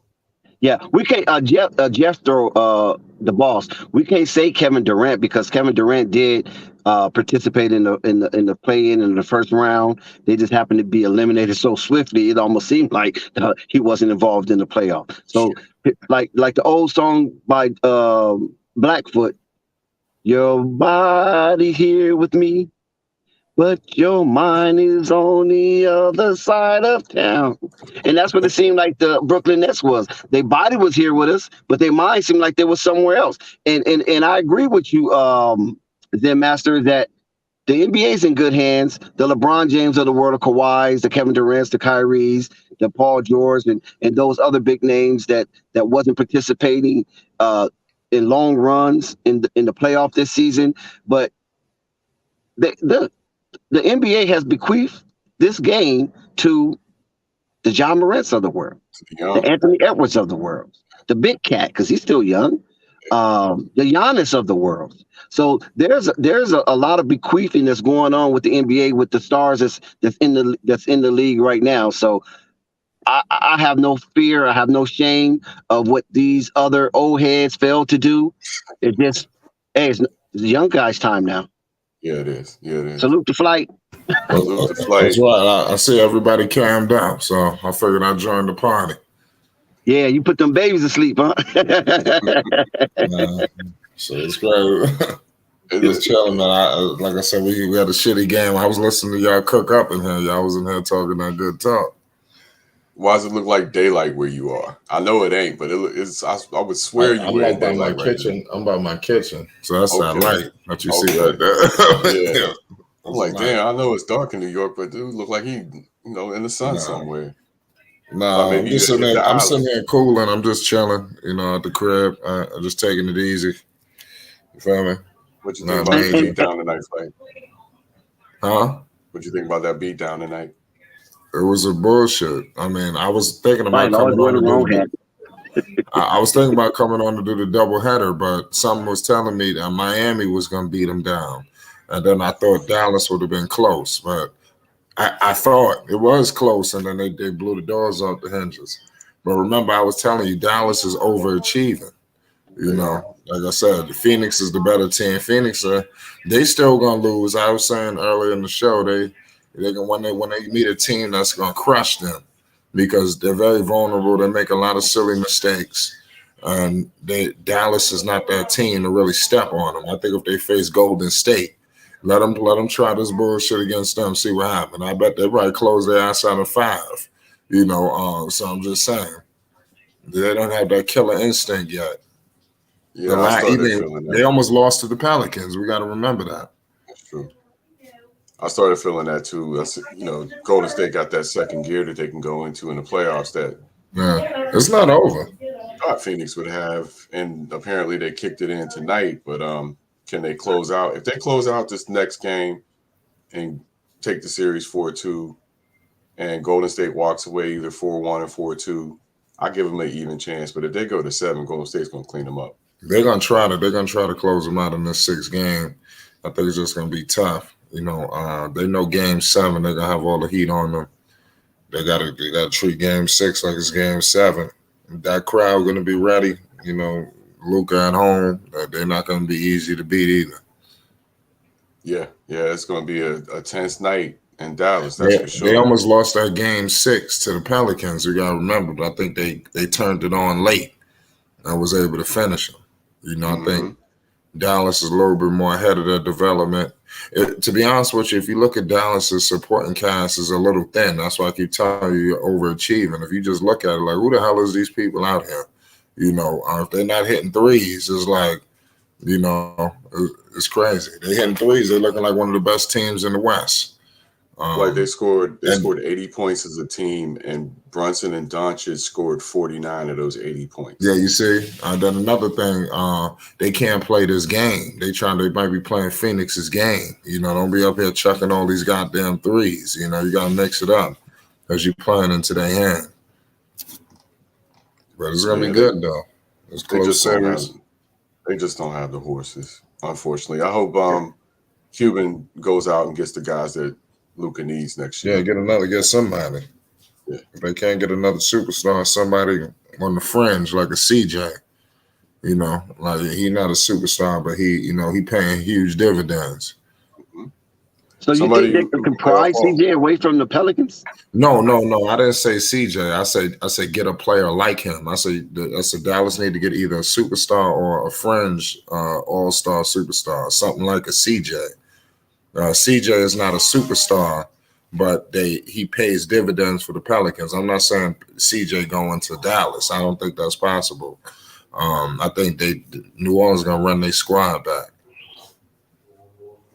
But Dallas they need something. I'm trying to think who they could get. I want to say a fringe. Let's say if they can get Vucevic. I'm not saying that's possible, but something like that. What if there was this way to get Vooch? Well, that makes it have to be a 3-team trade because I don't think Dallas have enough assets to pull. It's just a hypothetical. Somebody like a Vucevic, somebody who's maybe not a superstar, but that's you know the Luka can elevate. Because remember, they're going to get better. Whoever they acquire is going to play better with Luka. So you get you got Holloway coming back, right? Pardon me? Hardaway. You got Hardaway back. They could trade him. You know, he could be involved in the deal. You know, they need to upgrade this roster. I think the way they playing in the playoffs without him, his ass could be out the door. Their front court is doo-doo. They need to get that front court in check quick. Yeah, You're right about that. They could use a little bit of everything. You know, they could get a wing player. They can get a big man. You know, they can go all over. I just think another superstar, another all-star caliber player. I'm trying to think who else could be out there. Somebody like a Vooch. I'm trying to think who else could be. Yeah, that's not going to cost him a lot of money because it's getting a very serious bag. Can't clog the middle. Needs to be somebody strong, a strong power, like a stretch forward that doesn't clog the middle so Luka can operate in the middle. Yeah, somebody I'm thinking in his way. So that sounds like DeAndre Ayton. They paid him? Not yet. They pay him? Not yet. See, that's what I'm saying. I'm not He saying might that be a bull he can though. go He there. might end up being a bull. Oh, shit. But I can see him with Luka. You know, somebody said Joker. I mean, I'm not saying none of these things are possible. They might have to move heaven on earth to get him. But I'm just saying, somebody like to think Joker, that's a home run. That would be crazy. Know, and I think Joker gonna get traded to the east before they move him to the west. That'll be crazy. Yeah. Nobody's gonna let that happen, Nick. Well, shit, this is a new NBA. I don't know what the hell's going on. You know, you got Lakers trading with Celtics. You know, Clippers and Lakers making deals with each other. I don't know what's going on in today's NBA. Ain't no more rules.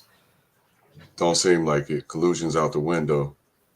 Might as well be anyway, because they're gonna do what they want to do. Yeah, so that's a Luka and Joker. Yeah, that's a good one. Shout out Nick Instance. We got a lot of new guys in here. I appreciate all y'all for tuning in. Facts. Tomorrow should be even better. What's on tomorrow? Celtics and Bucks, and then Golden State and Memphis again. Okay. So back on. We got 3-1. We got an elimination game tomorrow night. Golden State and Memphis. Golden State wins. Memphis is done. And from the look of it, Golden State probably gonna win.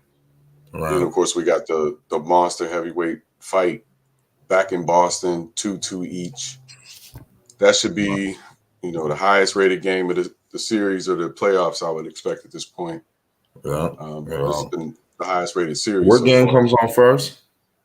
Milwaukee and Boston at 7 East. God damn, they be coming on early as 5. Yeah, but for me, that's perfect because I'm wrapping my day up at. Well, actually, I got up until 6. But sometimes I get off work. I've been trying to sneak me a fucking 9. Them 7 o'clock games, we cutting into it. But I ain't gonna lie, that's a good one. So we'll pull up for that one at 7 because it's down. You said it's Celtics versus Milwaukee, right? Yeah, that's gonna be right after or during work. For what's the series? Tied 2-2? 2-2. Yeah, that's gonna be a good one. These game 5. I think that game is gonna be closer than the ones we've seen today. Matchup predictor. Memphis, that series is over. What they up 3-1 now? Yeah, Golden State has. They're gonna close. They didn't close their ass out tomorrow. The matchup predictor has Boston predicted to win 82% tomorrow. Well, let's see what happens. Yeah. Funny thing is, I've been checking this thing, and this thing has been right every damn game. Right. Shit, y'all gonna keep cooking? I mean, I'm about to have to shut this shit down in a second, but I mean, if y'all want to keep cooking, y'all can. Nah, I'm good to go, Flight. We're gonna pull back up tomorrow. I think we had a hell of a night. I want to salute to the chat, everybody that pulled up. Shout out William Godfrey. You just pulled in with us. We couldn't do it without the people. Any last words? Salute my man Dex. Salute Flight. Salute everybody. Salute Dex and the Black Pyramid. Appreciate you. We good? All right, Dex. Yeah, I just wanted to salute Ball Facts on that video that you put out with the Ball brothers and that prophecy. That's another hot video. Salute to Flight for putting out the Kid Austin video. Y'all need to check those videos out. It's pertinent information. It's hot. It's sizzling. You know what I'm saying? They're fresh off the press. So y'all go check out that Kid Austin video Flight put out and check out that Ball Facts video of the 3 Ball brothers prophecy. Salute, everybody. Absolutely. Yeah, I put my heart into those videos, man. Do that, man. Do that. Appreciate y'all. 100. Like Flight Sports TV, man. That's my dude. I rolls with him. You heard what the man said. It's Flight Sports TV.